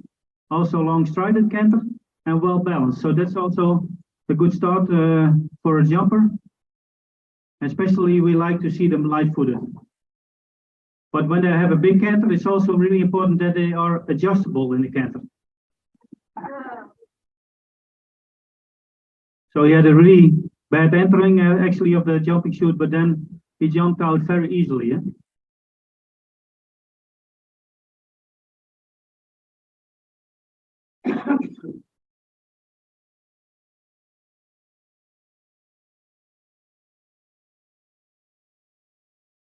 He doesn't really want to close his hind end ever. Yeah, that is different. His hind end, he doesn't really close it. He keeps it pretty. Yeah, open always. picks it open. Yeah. But he Yeah. keeps it up enough. Yeah, the hip is up, huh? Yeah. the So hip that's is up that's to good be actually. clear, but Yeah, It's a little bit different jumping technique than. than the other ones. Yeah. Yeah. Question to ask here. You more straightness in the hind leg for a jumper as a dressage horse? Well, we see some blood with, especially with Canaan, with Voltaire. We see a lot of straight hind legs actually. But when a straight hind leg, in our opinion, is bent well, and the last jumper is able to bend and collect, then you have more opening, so they can actually have more power in it, we believe. So a little bit of straight hind leg, when used properly, is actually pretty good. But they have to use it well. For a dressage horse, we don't prefer. Well, a little bit the same. If they bend really well in the hind leg, if they have a straight hind leg, but they stay straight in the use, then it's not good. But they have the good articulation and in the joints, then it's actually not so bad. So the use is really important with the hind leg, I think. But like we had Libero 8, well, he's a really proven sire in the jumping, but it was questionable if they should approve him that year because he was really sickle hot, and he also gives that. Yeah, it's long drought. Yeah. But you can see you're totally right, Megan. His opening from hind is a little slow, maybe then compared to the others. The other ones were quicker. It almost looks like it's dragging. No. But he's good to his body and plenty of power. So Yeah, and interesting to see how he develops as a rider. yeah, and for me, if the horses in the front leg have the knee up, but a little straight, a little open in the front leg, it's not a big problem on the lower fences. If they get higher, maybe normally they approve. Normally it's a little bit issue of scope. If they have a lot of scope, then the technique and the use of front leg can be a little open sometimes. Yeah, well, that at BC's Olympic course, he had a front end like that. He would just kind of never put him tight. He always was a little open. A little open, yeah. Right. Yeah. So it works for someone. Well, if you know Balobert, he was really open in the front leg, but very scopy. So when they are careful enough and they have a good scope, then it works for them. Yeah. So next one, Unedo van der Vondel, VDL. I don't think they gave him the name. No. Typical Belgian name, van der Vondel. Contargas Cordento Casal. Very interesting also with Contargas. He's getting really interesting in breeding at this moment. He proves himself really well in the jumpers. Normally we think that the proven jumper stallions, they normally compete also at a high level.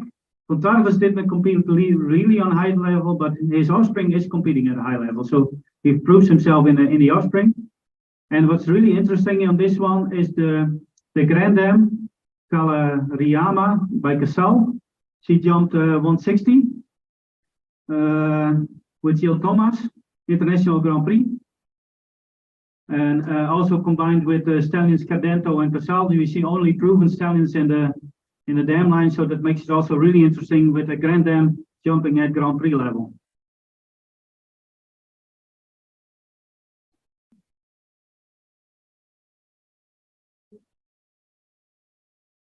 But you can see now they all wear helmets presenting the horses. This year was the first year. We had to get used to it a little bit, but it got used really quickly, I think.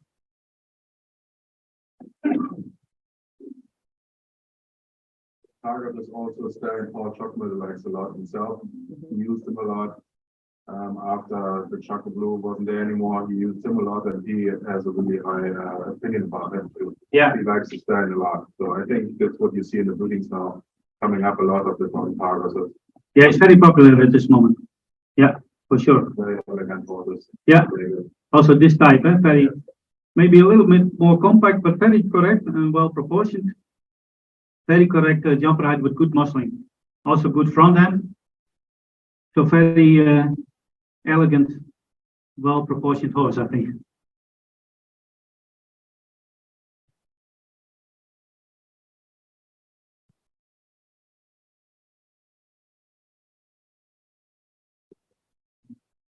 He seems a little fresh at this moment, a little excited.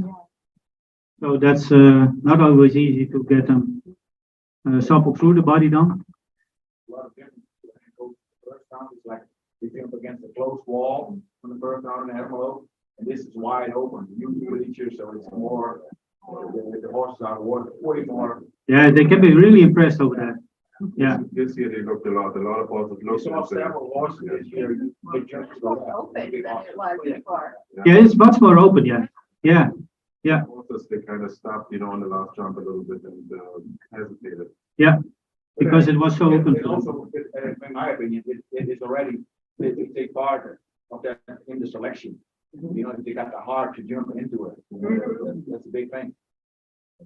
Yeah, but when you have really careful horses, they're still very young, huh? And some horses, they grow under the rider when they get more confidence. You can see he's very correct in the technique. He's quick off the ground, jump upward also. And he does it with great ease, huh? Very easy for him. So that's also important. Very good overview on the jump.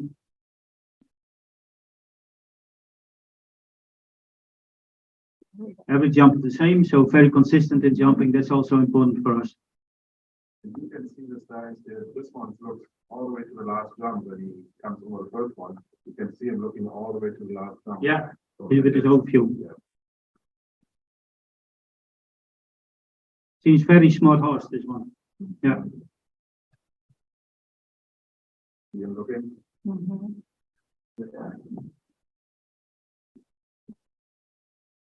Hey, Janko, you train him at your place. Is it a smart horse, you think? Very clever. Yeah, very clever. Huh? Doesn't do what we do it small, and always simple, but then when it has to do, then he's like. Yeah, so he's able to do it.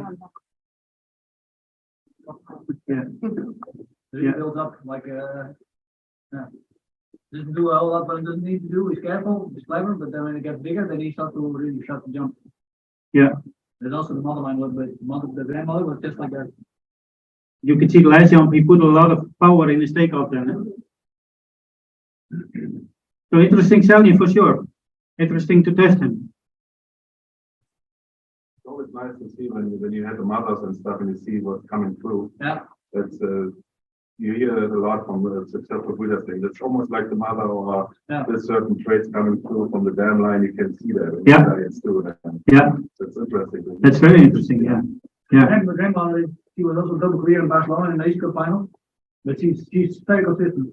A lot of clear around, a lot of clever man. Yeah, but I think that's also an important trait of a jumper horse, to be clear. That need to have an instinct to be clear.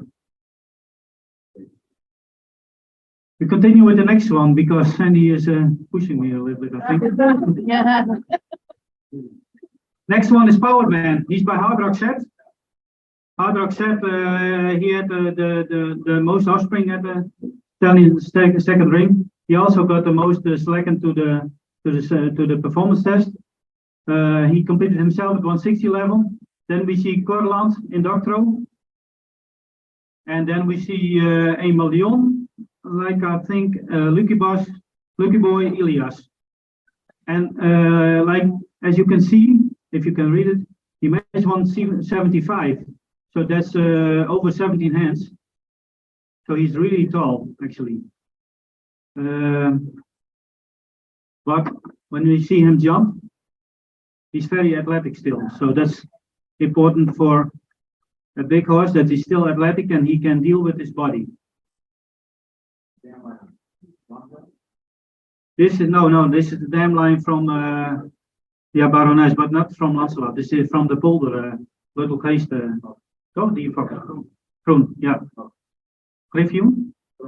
Groen. But you can see it's long line, but also long legged. Huh?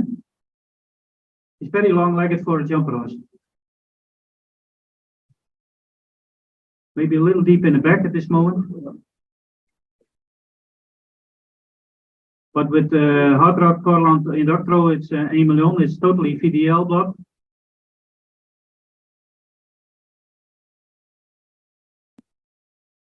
But he's well proportioned, very long neck and a long body also. We're going to see him jump. But what I especially liked in him that he was really adjustable in the canter, so he was very capable of doing this jumping shoot. Because for such a tall one, it's not so easy. He's really tall. Yeah. Yeah, over 17 hands. Yeah, that's unbelievable. Yeah. He's so able to deal with it. So he can shorten his stride already in the canter. And normally they don't have the power as such a big horse, then they need to have more time. Yeah, unbelievable, huh?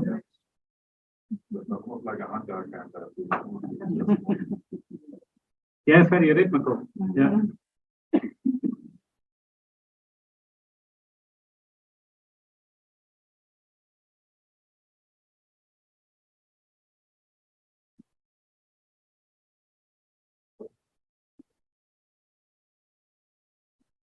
You can see the good technique.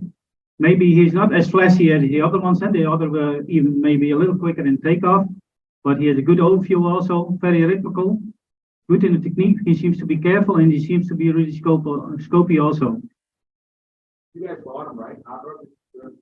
That's 2 years. You guys bought him 5, 6 years, 5 years ago, right? 4 years ago. An auction from Venezuela. But this is the first year of group. We'll start. He had 4 selected for the performance test, I think. Yeah, you said 5. 5? Yeah, the other one also from Haida.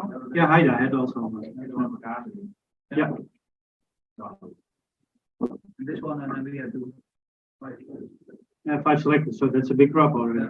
Yeah. But it's also good that the first crop they get a chance to prove themselves on the saddle in the performance test. Hard Rock, like I said, it's very interesting. He competed himself at Grand Prix level, so that makes it also really interesting to test his sons. Do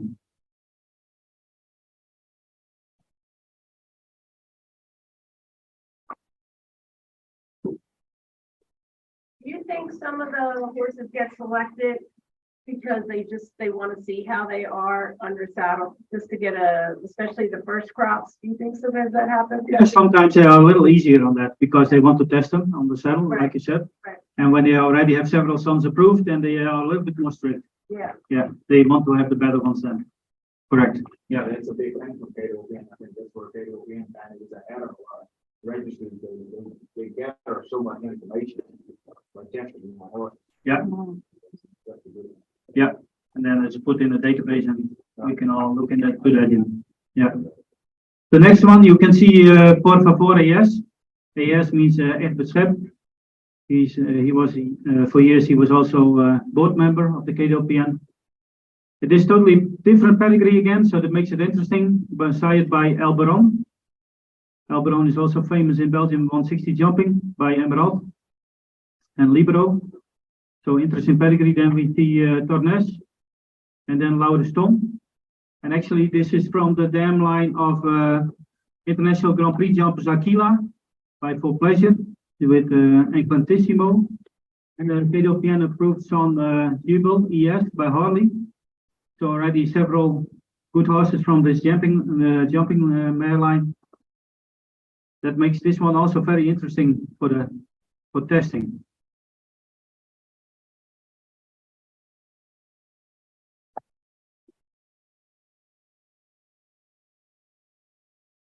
Also, this one you can see directly has good length in the body, nice long back, well muscled top line, but still he's elegant and well proportioned. Little straight hind leg. There we go again. Yep. I think for a jumper, I don't see that big problem with the straight hind leg. No, it's not a problem. Push and everything. Yeah. You don't want it to angles. Right. You know. If they use it properly, straight hind leg, it's good. Yeah. think the only thing to really watch is the straight hand hind leg is the soundness issue you will get if you go too straight. If they are weak in the pastures. Yeah. Yeah, that combination with weak pastures. Yeah. Then it's I can see that a lot in a certain breeds like the Friesians, you Yeah. know, real straight hind leg and then you lose the power. yeah. And it seems it gets worse, and when they get older, when you have a straight hind leg and somewhat weak pastures, it gets worse during the So years. there's that fine line there. Yeah, true. Yeah. Oh, Yeah, you can see simple, very supple for him, through the body, good use of the body, very athletic in the scope, I think. What was really good with this one, I think it seems it comes from nothing. He enters the jump and then, poof, he's there.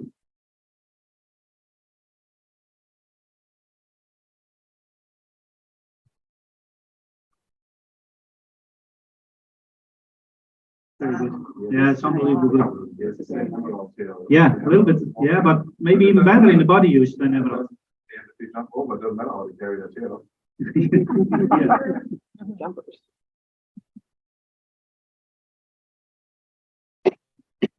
So was it by us?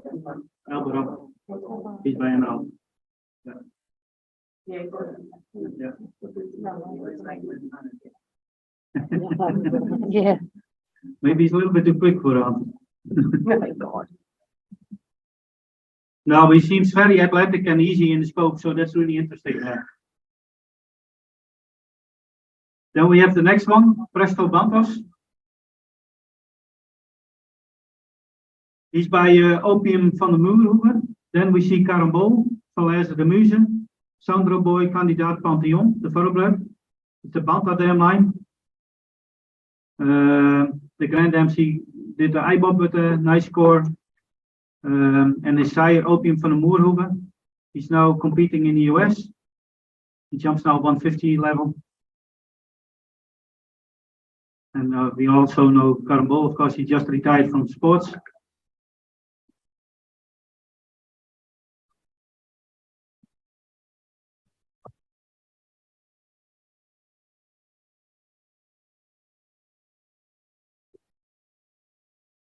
Also very elegant type, expressive type.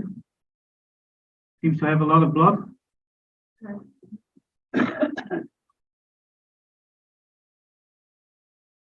I think the premium stallions all were very complete stallions with good types, good pedigrees, good jumping, also good canter. So that makes them the completest stallions in a way. It's not only about jumping. It's also about the type and the conformation.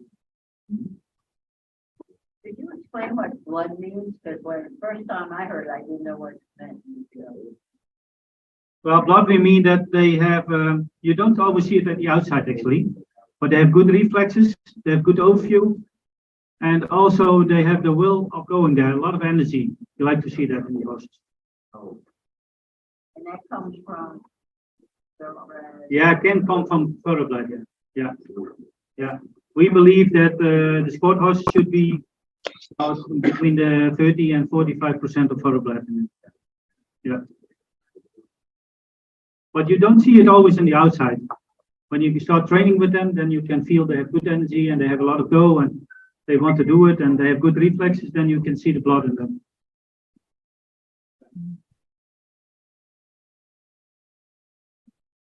You also hear the other way too, when some jumper riders start and say that's a little cold blooded horse, you know, when they're not careful and they're a little lazy over the jump and stuff, and then also the ones you say they're more bloody horses.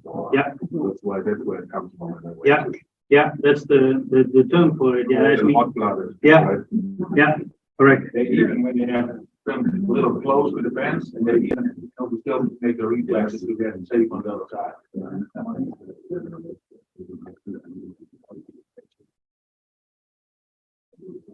Also, this one is really quick in takeoff, very up, good use of the body, very light-footed horse.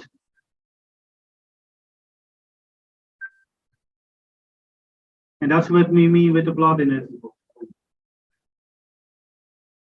So we like this one a lot for the reflexes. So for us, this is a modern jumper horse.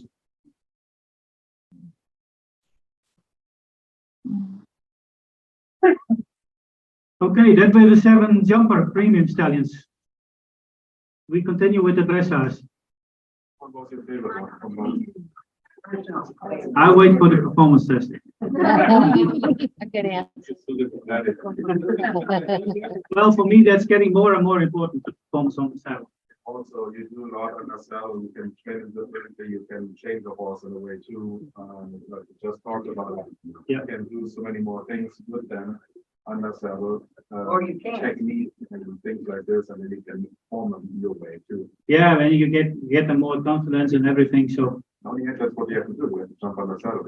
Yeah, this is the free jumping, it's more like a show. You know, Exactly. Yeah, so I'm really curious for the performance test, and then that's why we don't make the champion actually anymore, because then we get all 7, yeah, but still, when you focus on one for championship, then they get all the attention. Get disappointed too, because you don't know what rider gets on there and on the end and how they are managed, and that's the same with the. Yeah, but what we see now, is more and more that, like now, there were 50 were selected, but I think only half of them will be presented at the stallion performance test. What's with the other one? Well, maybe the owners think they're not good enough, or they're not ready enough, or. No. Or they go into sport because they're gonna get more money and they don't wanna wait, and Yeah. they figure if they do well, even if they stay as a stallion, then they can get approved in sport, and. there's a lot of- Yeah, they have a lot of opportunities also to present later. Can be selected a bit wider, accept a little bit more to the test and leave all to the decision to the owners. Yeah, but I think the decision, the final decision is more in the performance test, more on the saddle, and that's important for us. Yeah, focus more on the saddle. For dressage, well, the same pedigree is important. We see actually in jumping more performance actually than in dressage. It's getting better in dressage, but yeah, we need to raise that for sure. Confirmation, development, top line is of course important. Correctness, we keep focusing on correctness, correct stance of the legs, and also correct in the pasterns for sure, and also good in the feet, and the expressive type. And especially in movement is the technique, the suppleness, and the uphill tendency is important for us. And in the performance test, we will focus more on the walk, because we think now they can be tensed very easily, and then it's difficult to judge the walk. So if they see just a few steps of good walk, then they are positive about it, and then we'll test the final walk under the saddle to give them a better chance. And then you can also test better the rideability. We had a little bit more dressage stallions this year than jumpers, 300 stallions per second. 76 were selected and 33 were selected for the performance test. And we had 7 premium stallions. We had 2 stallions actually getting the preference predicate, Bordeaux. So we know him, of course, also the sire. I like to see when they start training very easily. No, exactly, and then he doesn't need to have the whip. He just canters from itself. That's really important, I think. You can see the first steps in trot already there, are good, and then he starts cantering. But for me, that's actually not a big problem because the trot is good enough. But very supple horse. Continue a little bit.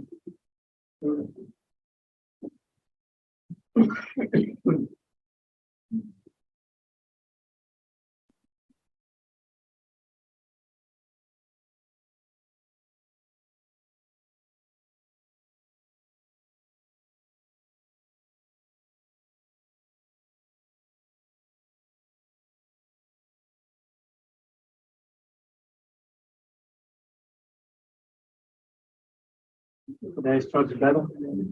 Maybe also a little high in the neck. Drops it back. Yeah. Yeah.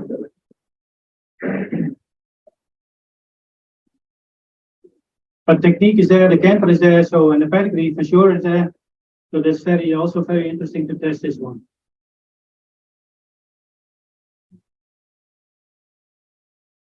Continue with the next one. Power Dancing by Glamourdale. Dan Johnson. Then we just see Rode Diamant, Veldmeyer, Wendenburg, Lugano from from the Hanover Dam line. Well, Glamourdale we know as a world champion. with the young horses, she was a world champion, but also became world champion in Grand Prix. And then we see the Grand Prix stallions Johnson and also Rodi amount. Makes it really interesting. The dam gave already Lee St. George's daughter, Indy.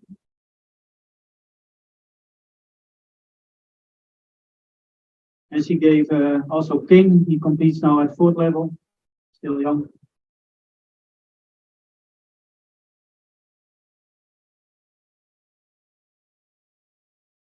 Actually, Lamerdale had a good crop this year. Yeah, it was really good. Yeah. Real consistent. Yeah. It looked like the first crops of Lamerdale were a little normal, but it seems, yeah, it happens more often like we see it. And it seems like people know what to breed to him, what he needs better, and then you get also better offspring.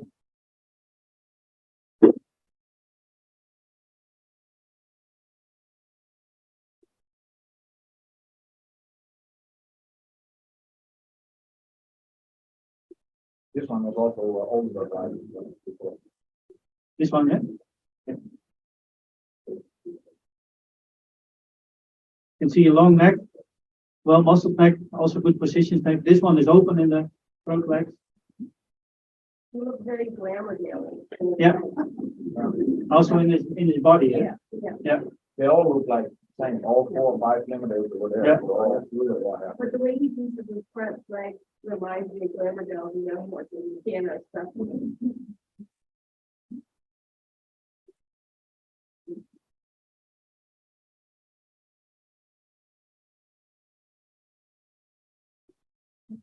Yeah, but Lamerdale's camper is unbelievable, huh? Yeah. Yeah. It's unbelievable. And if he'll pass on that canter, that'll be tremendous. Yeah. It was a little challenging because his dam line wasn't that great. From Lamerdale. Yeah. Yeah. But that shows you why sometimes you have to be down, and that we can take a chance. Right. Sometimes you just don't know. For sure, you need to give chances. Yeah. And sometimes also dam lines need to develop. Huh? Right. Yeah, we need to grow it. They all start somewhere. Yeah. Dan lines over here. Yeah, but it's everywhere hard, actually. Oh, we have to make the image of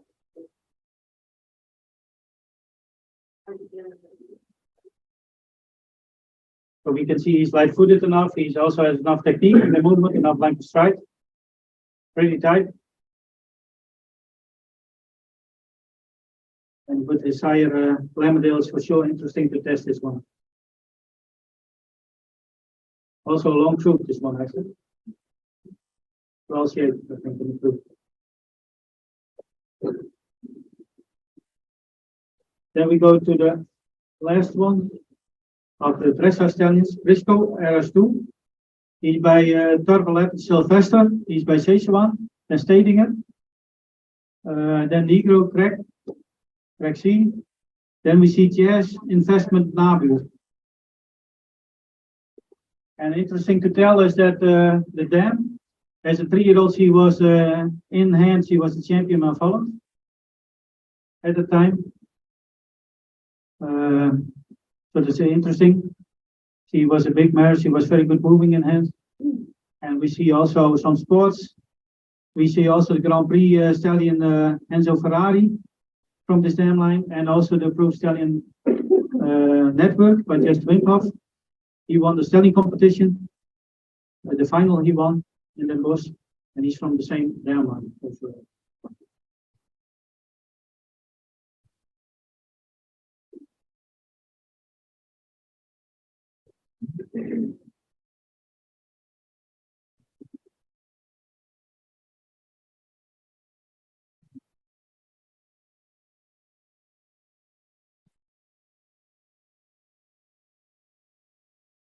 Because the camera's higher, it makes them explode. Yeah, it's a little different in on the video. Yeah, yeah.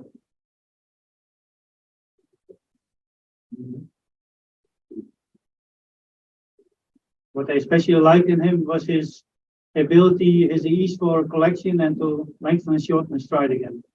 Seems to be powerful.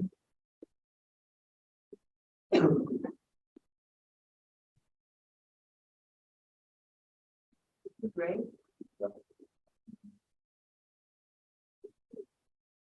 There's a lot of great here. Yeah. A lot of great. Yeah. No, that's not that. And a lot of chestnut, I think. Really good move. Was a year of chestnut, wasn't this, Scott? Yeah. Yeah. A good horse has no cover, we say. We're excited over him.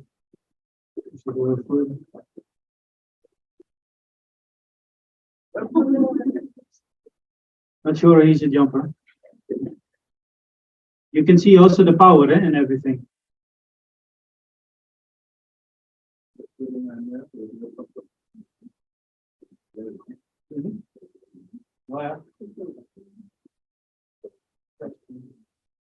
You see the good technique there. Vision reach in front, good posture.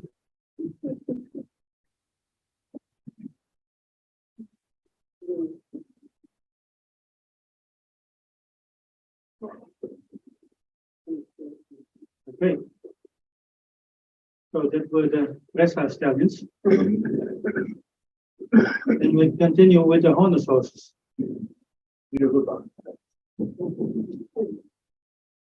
I'd like to hand it over to you. Yeah, thanks for all the information and explanation. Yeah, the Dutch harness horses, they also have their Saturday, they show up Saturdays at the stallion show, but they start the first round, always like early January. Normally it's like the first round is like the first Saturday in January. This year they was 34 young stallions showed up at the first round, and they start actually the criteria is pretty much the same with the correctness. They start on the heart surveys, they measure the horses, and then they invited not in liberty, but they will be inspected in hand. So yeah, so 34 selected started in the catalog. 7 got 10 got selected for the second ring, and 7 stallions got selected for the test. The test will be held later this fall. They have changed that a little bit. Usually they had like the spring test, like a month later, like started now already, and like less than 4 weeks, almost 4 weeks later as the stallion show. I think glad they changed that because it was a little difficult for a lot of horses, to get them broke after the stallion show in 4 weeks and go into the test like a 30-day test. So they changed that a couple of years ago. I think it's been 3 years ago.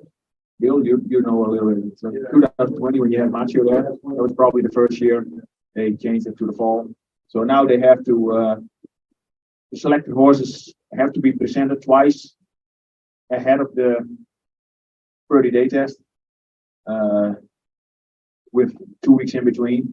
And the last time when they still be in the committee is still positive about the horses, they will be driven one more time before they can go in the stall at the Ermelo, and then they have a 30-day test there. So yeah, but so this year was 10 horses got selected for the second round, and 7 got invited. And do we have videos from the premium stallions? Yes. That was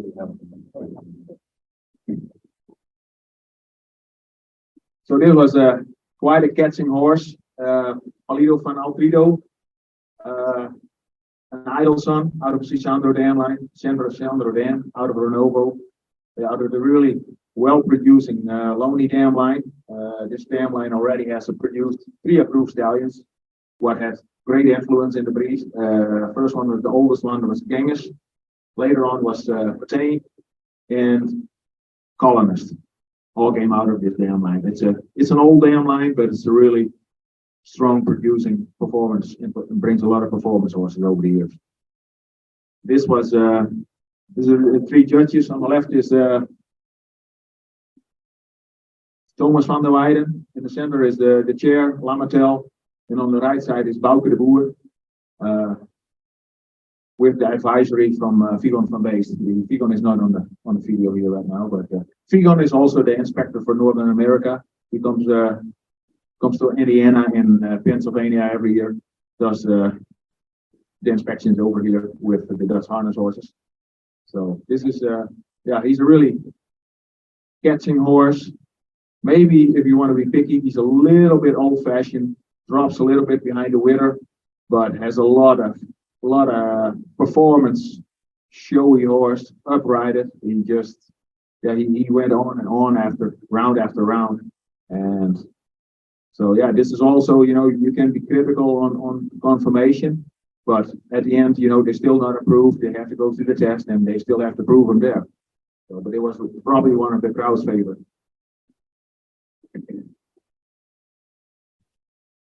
Yeah, unique color, gray. So the Sire Idol was a gray stallion too. And he probably produces 50% of his offspring is gray.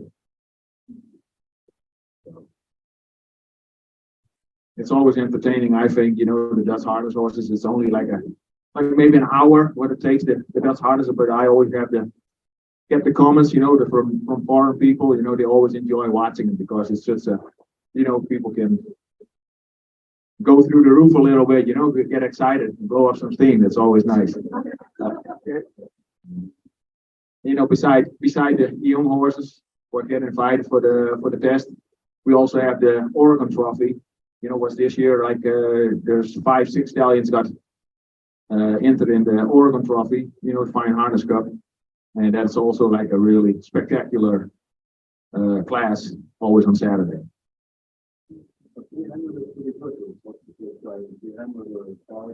Yeah.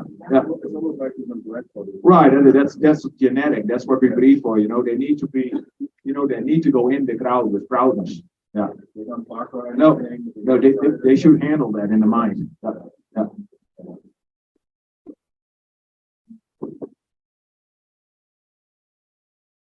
And the second stallion, Steve M, Chestnut Stallion, really pretty stallion, my opinion. Out of a good, strong dam line, Unico dam, Keriana M. Keriana competed in sport when I used to live in Holland. I showed a lot of times against her with one of my horses. Really, yeah, competitive, won a lot of shows. Really, as I said earlier, really a modern dam line. So on the top is the Indiana. Well, I don't want to brag too much about Indiana, but I raced Indiana myself. He was champion at the Curling in 2016, the year we left Holland. So I left him there. He got approved. We bred 3-4 years, and then I sold it for Combine Drive, and he's now owned by somebody from Australia. He's in a foreign hand right now, competing internationally. So, but he never bred too many mares.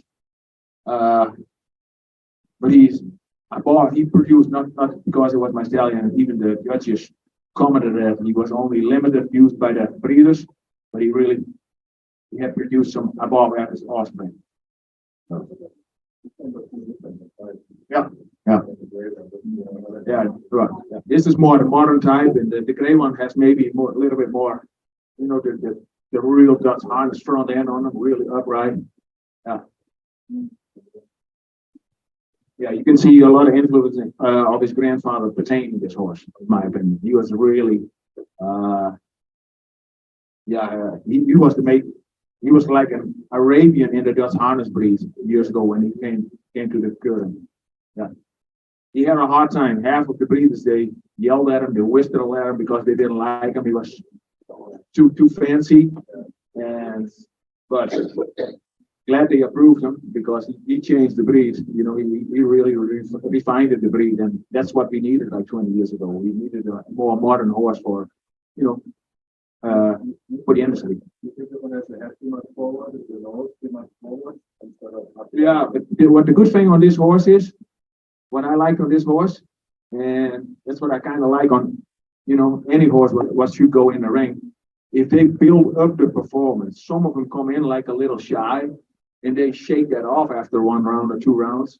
I like that personally because then they get over it. You know, it's quite impressive for such a young horse going into a arena like this. Thank you. Is Liz still there or not? Yeah, she's here, but my computer battery doesn't work, so it has to be plugged in. Okay. And it died over there, so I can try to put it back up. Are you gonna do The Gelders, yeah. We're all here. Okay, they're all here. I can just open it. Daisy is there too. And I'm here. Oh. Okay. Chelsea and more people. Yep. Okay, so we continue with the Gelders horses. Same criteria, actually, a lot of them. Pedigree is also important. Inbreeding also, we need to take care a little bit of that. Conformation development, Gelders type is really important. There are a little bit more the multi-purpose horses, like we call them. A little bit more the old-fashioned horses, and they should be able to do the riding, both dressage and jumping, but also to do the driving classes. And that's also really important for them. You need to be very reliable and very consistent in everything. Well, there were actually 9 stallions presented at the first ring. 3 of them got selected for the second ring, and all 3 of them got selected for invited for the performance test. And we had 1 premium stallion. And what was quite special, actually, that Vosmeer, he got the Keur predicate, and he's born in 1979. So when he would have lived it, but it's 44 years ago. And yeah, he got awarded with the Keur predicate. That's quite special. He proves himself. In '94, he sold to the USA. He competed at Grand Prix level with Chelsea Sibley and with Stacey Collar. And he proved himself also in the breeding with good sons like Isomeer, and also with good dams in the breeding pedigree. So we like him a lot for that, and we think he should be awarded with the Keur predicate in Holland. We have a special award for that. It should be sent over to Jeff. So thank you for having the stallion over here, and congrats with the result on pursuing good.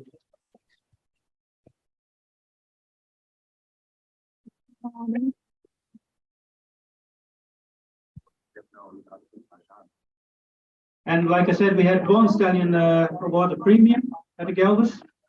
He's called Parodie by Alexandro P. He's by Car Satellite. Then we see the dam beginning by Victory, Factor, Ganges, Dobas. It's a good breeding dam, the beginning. He has good sports in it. First son is called First One. He's an international driving horse from in the team of Mark Weusthoff. And also Chester Weber owns 2 horses from this dam. So it's very interesting for driving this breed on the dam line. And also her son, the first one, Serrano, became champion as a 3-year-old at the stallion show.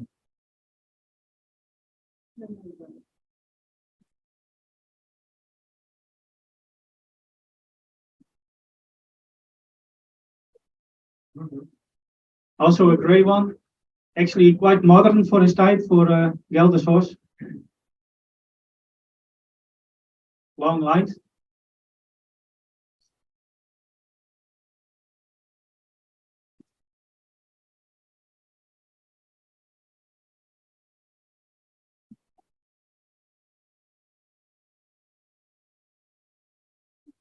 It's a good length in the body. He's a really modern Gelders horse, I think.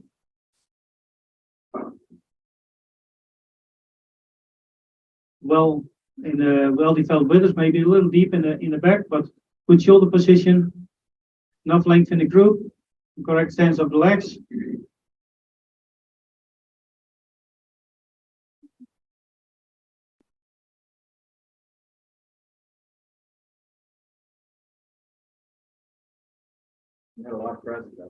Yeah. Very active horse.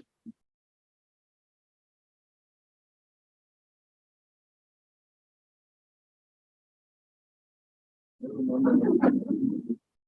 remember when we were driving and things, the other runners in front of them. Yeah. They were all chestnut with white big blazers. Yeah. And all white highlights. So this has changed a little bit with the colors now coming in. Yeah. True. Because I also have some mixed pedigrees now. A little bit with also from dressage horses even. But they also have, normally they were all chestnut yet. Also, it doesn't look like a typical Gelder. No, he's quite modern for his type already.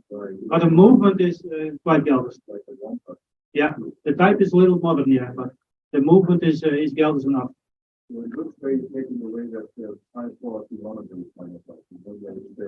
This is the part, that's how it always looked over the years, and now you're basically scaling it out in a way. You can input the characteristics, the characteristics away from the government. Yeah, a little bit, yeah, but the movement needs to be there, and also the combination, the multi-purpose needs to be there also. Yeah, but we also need new blood in it. Well, that's what he needs to show in the performance test. That he needs to show both, but yeah, it also looks like a driving horse because he's also powerful in the hind leg, and he has a lot of energy, so that's also important for driving. So it could be a really good driving horse, especially with the combination of the dam. It's already gave very good driving horses. And then you think something, I would think something that the Gelders are making help. So when he looks, he could look a lot different as he. Yeah, he could mature more for sure. Yeah, yeah. So I.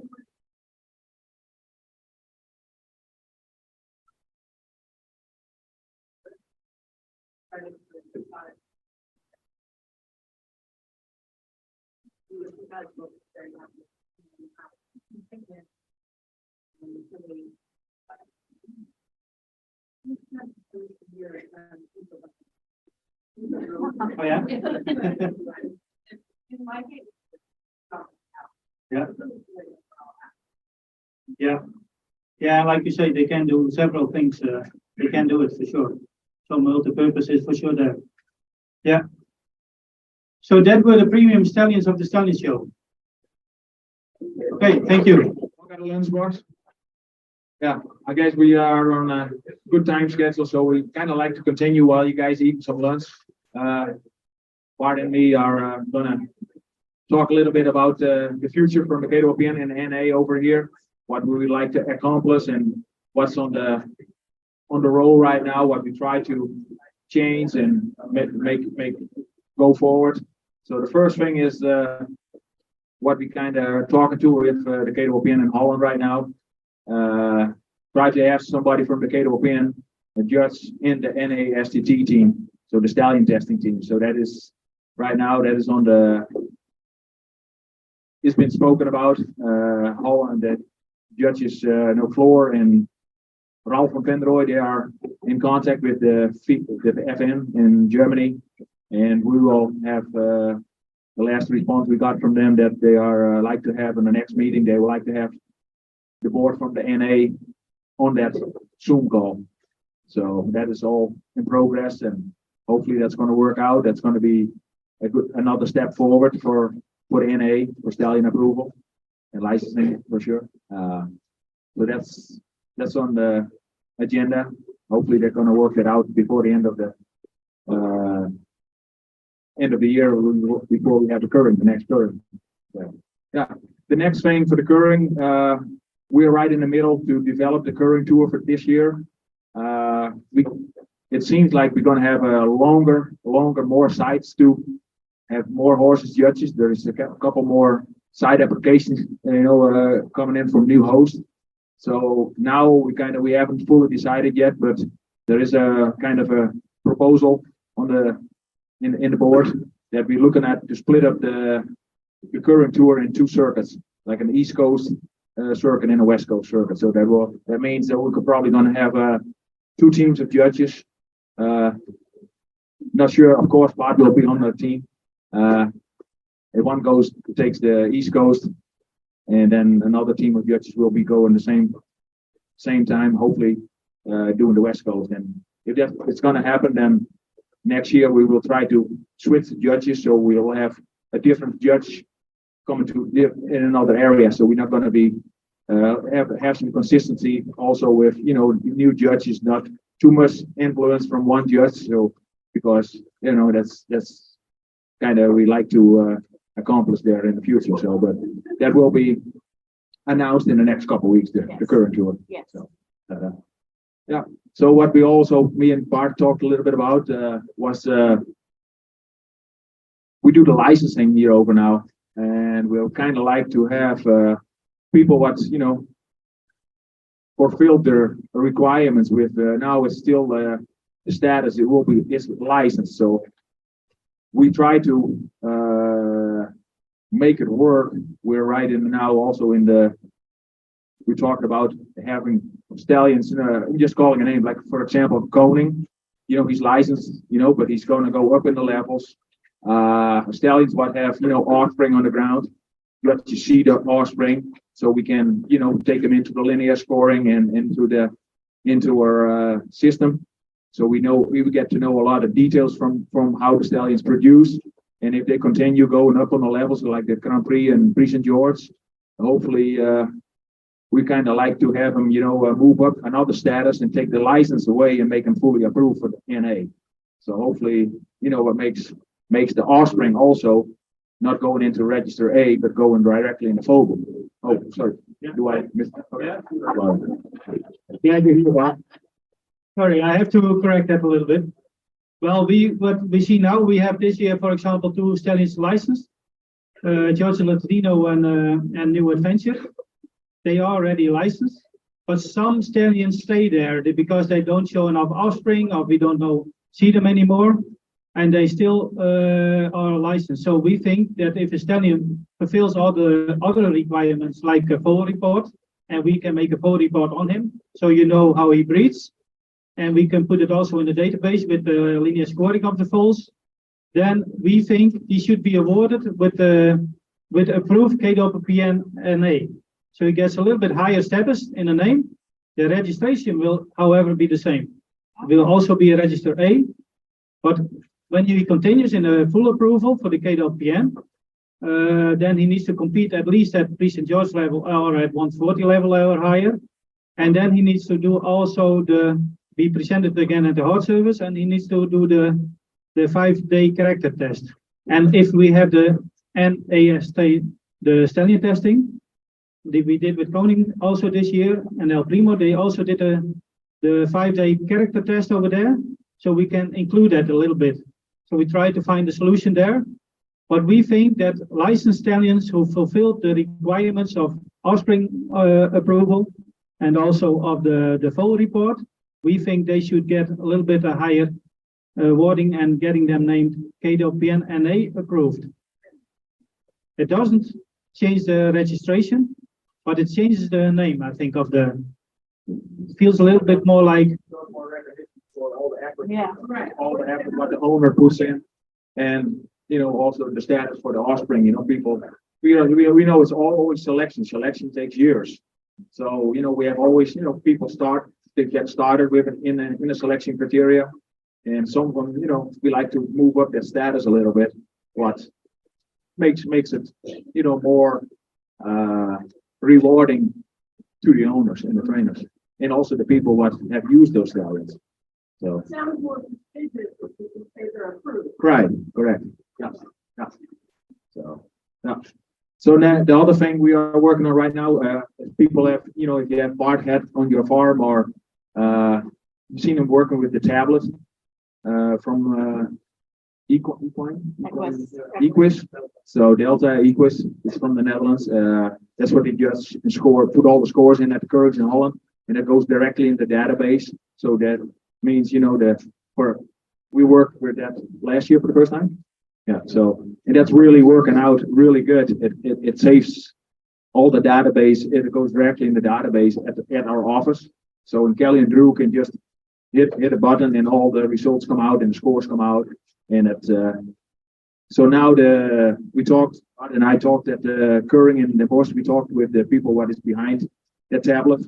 We like to extend a little bit with the tablet, do the DG bar curve in it, and even like have to put a linear scoring in from the foals.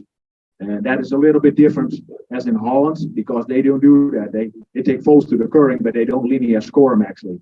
So, and over here, the difference between the Netherlands and the US, we work with a top 10.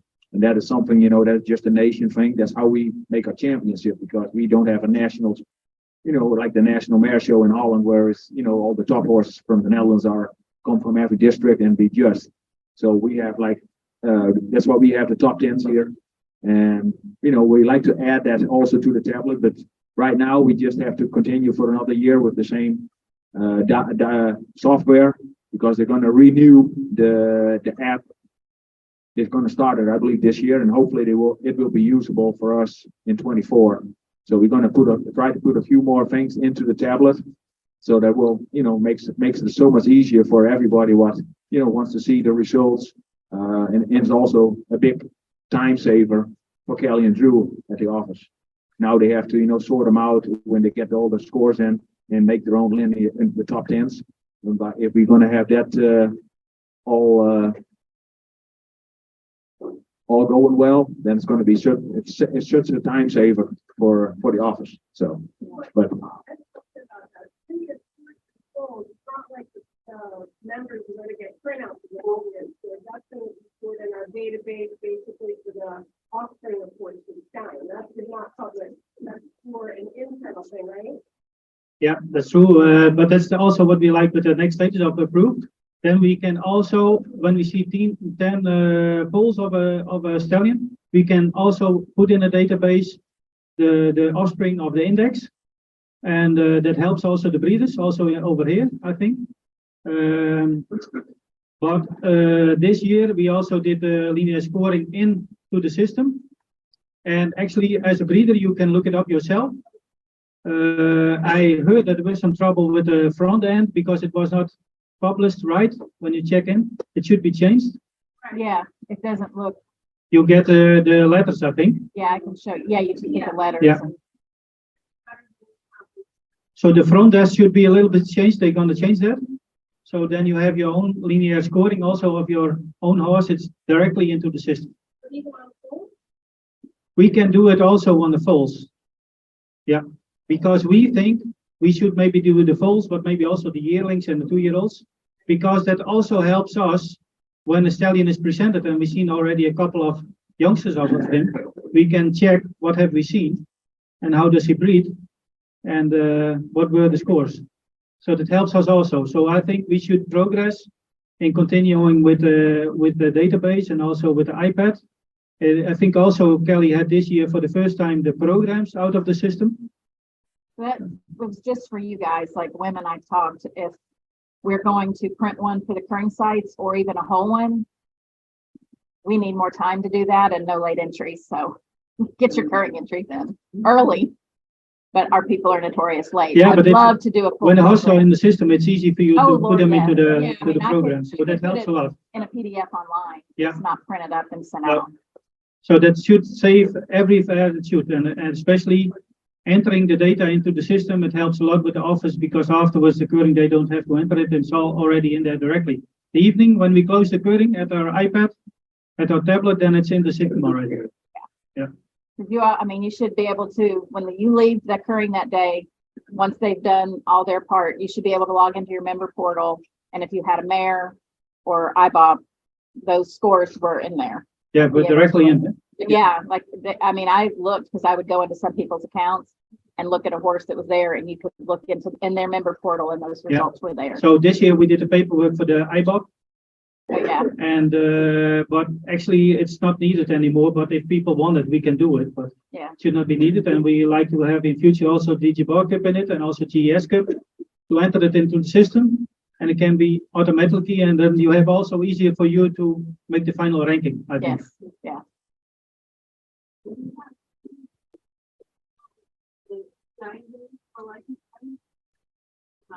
In future, we will. In future. You possibly can put it, you can upload it, I'll put it in a PDF or something, for people to download it. Well, if you see in a Dutch database, you can check every stallion. It should be the same for you in future. But first we need to get started with scoring the foals. And after that we have enough foals and we have a reliable index, we can make that. So that's the goal. Yeah, yeah, yeah. Correct. I have a question. So what about the foals that were already judged for the stallions? Like, for example, like Coning's foals were already judged. Yep. Do you have that information or now it will only? Yeah, they did not do the linear scoring, but we have the written information about it. So we have a full report on them. So it'll just be for future. Yeah, yeah, we try to make it happen in future. And of course, if they're gonna work out what you kind of like with the, get them approved, NA approved. Of course, those foals, that's the start. Yeah. But you want to see them growing up, and we Yeah. like to see them as a 3 and 4-year-old. So we gather more information. Yeah, but then in the system, it needs to be on the background somehow because it's not official because it's stateful country, then the final linear scoring is done. Yeah. So they need to deal with it in the background on the database, but they can do that. Yeah. But it helps us if we score every foal and every yearling and 2-year-old, it helps us for the future to make quicker decisions. Yeah. Yeah, we can do it also. Yeah. Yeah. Yeah. But we like to have, if we finish the scoring of a stallion for licensing, it needs to be 10 different for sure. So they cannot come as a foal and then as yearling and then as 2-year-old. That doesn't work. Once only, yeah. Yeah. They can come again, of course, but we need to have 10 different foals offspring for sure. Yeah. Yeah, but you've been in the field a lot of time every year. What would you like to see? What people work towards more. Like you go to the currents, you see a lot of horses in Liberty, young horses. You can only do Liberty, but what would you like to see? What is going to be accomplished in the next couple of years? Well, what we see in Holland, and I think that's also the future, that horses are more being presented on the saddle. Like in IBOB, like in DG-Bar, like also in GES Cup. And it's closer for us to our breeding goals, so it's for us better evaluation. And I think we should promote even more the on the saddle and the currings. And for me, it would be also possible if we promote it more at the competitions itself. So if riders, they should get motivated to come to a curring with a horse and they present them. They should know they can present them on the saddle.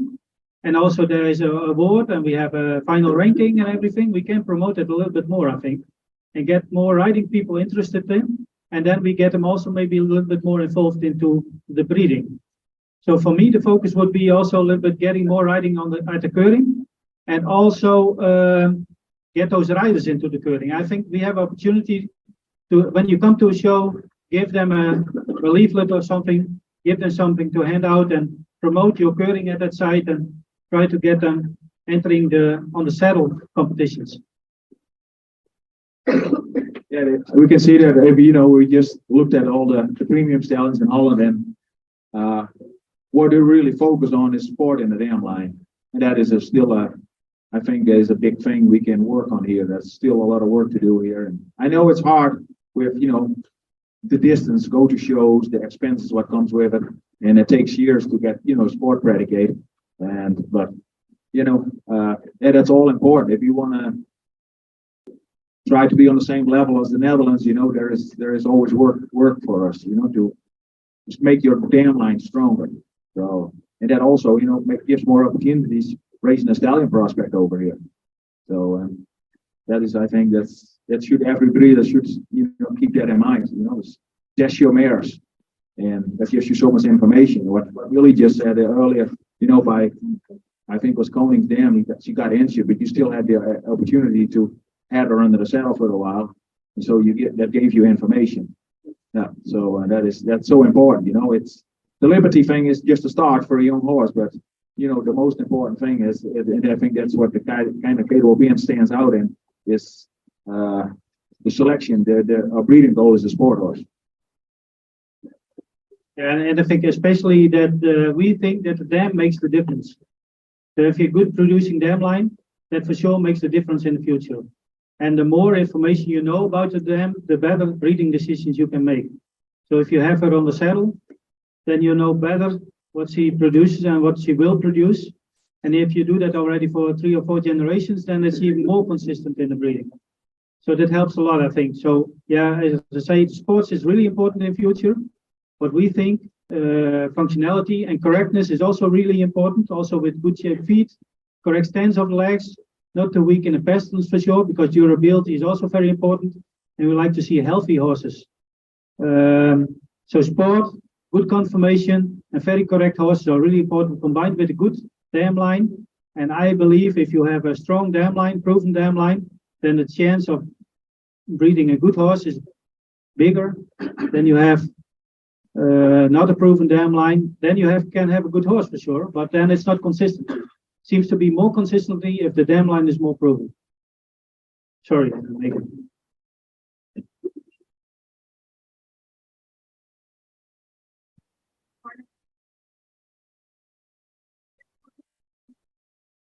Are we working on it for age and development?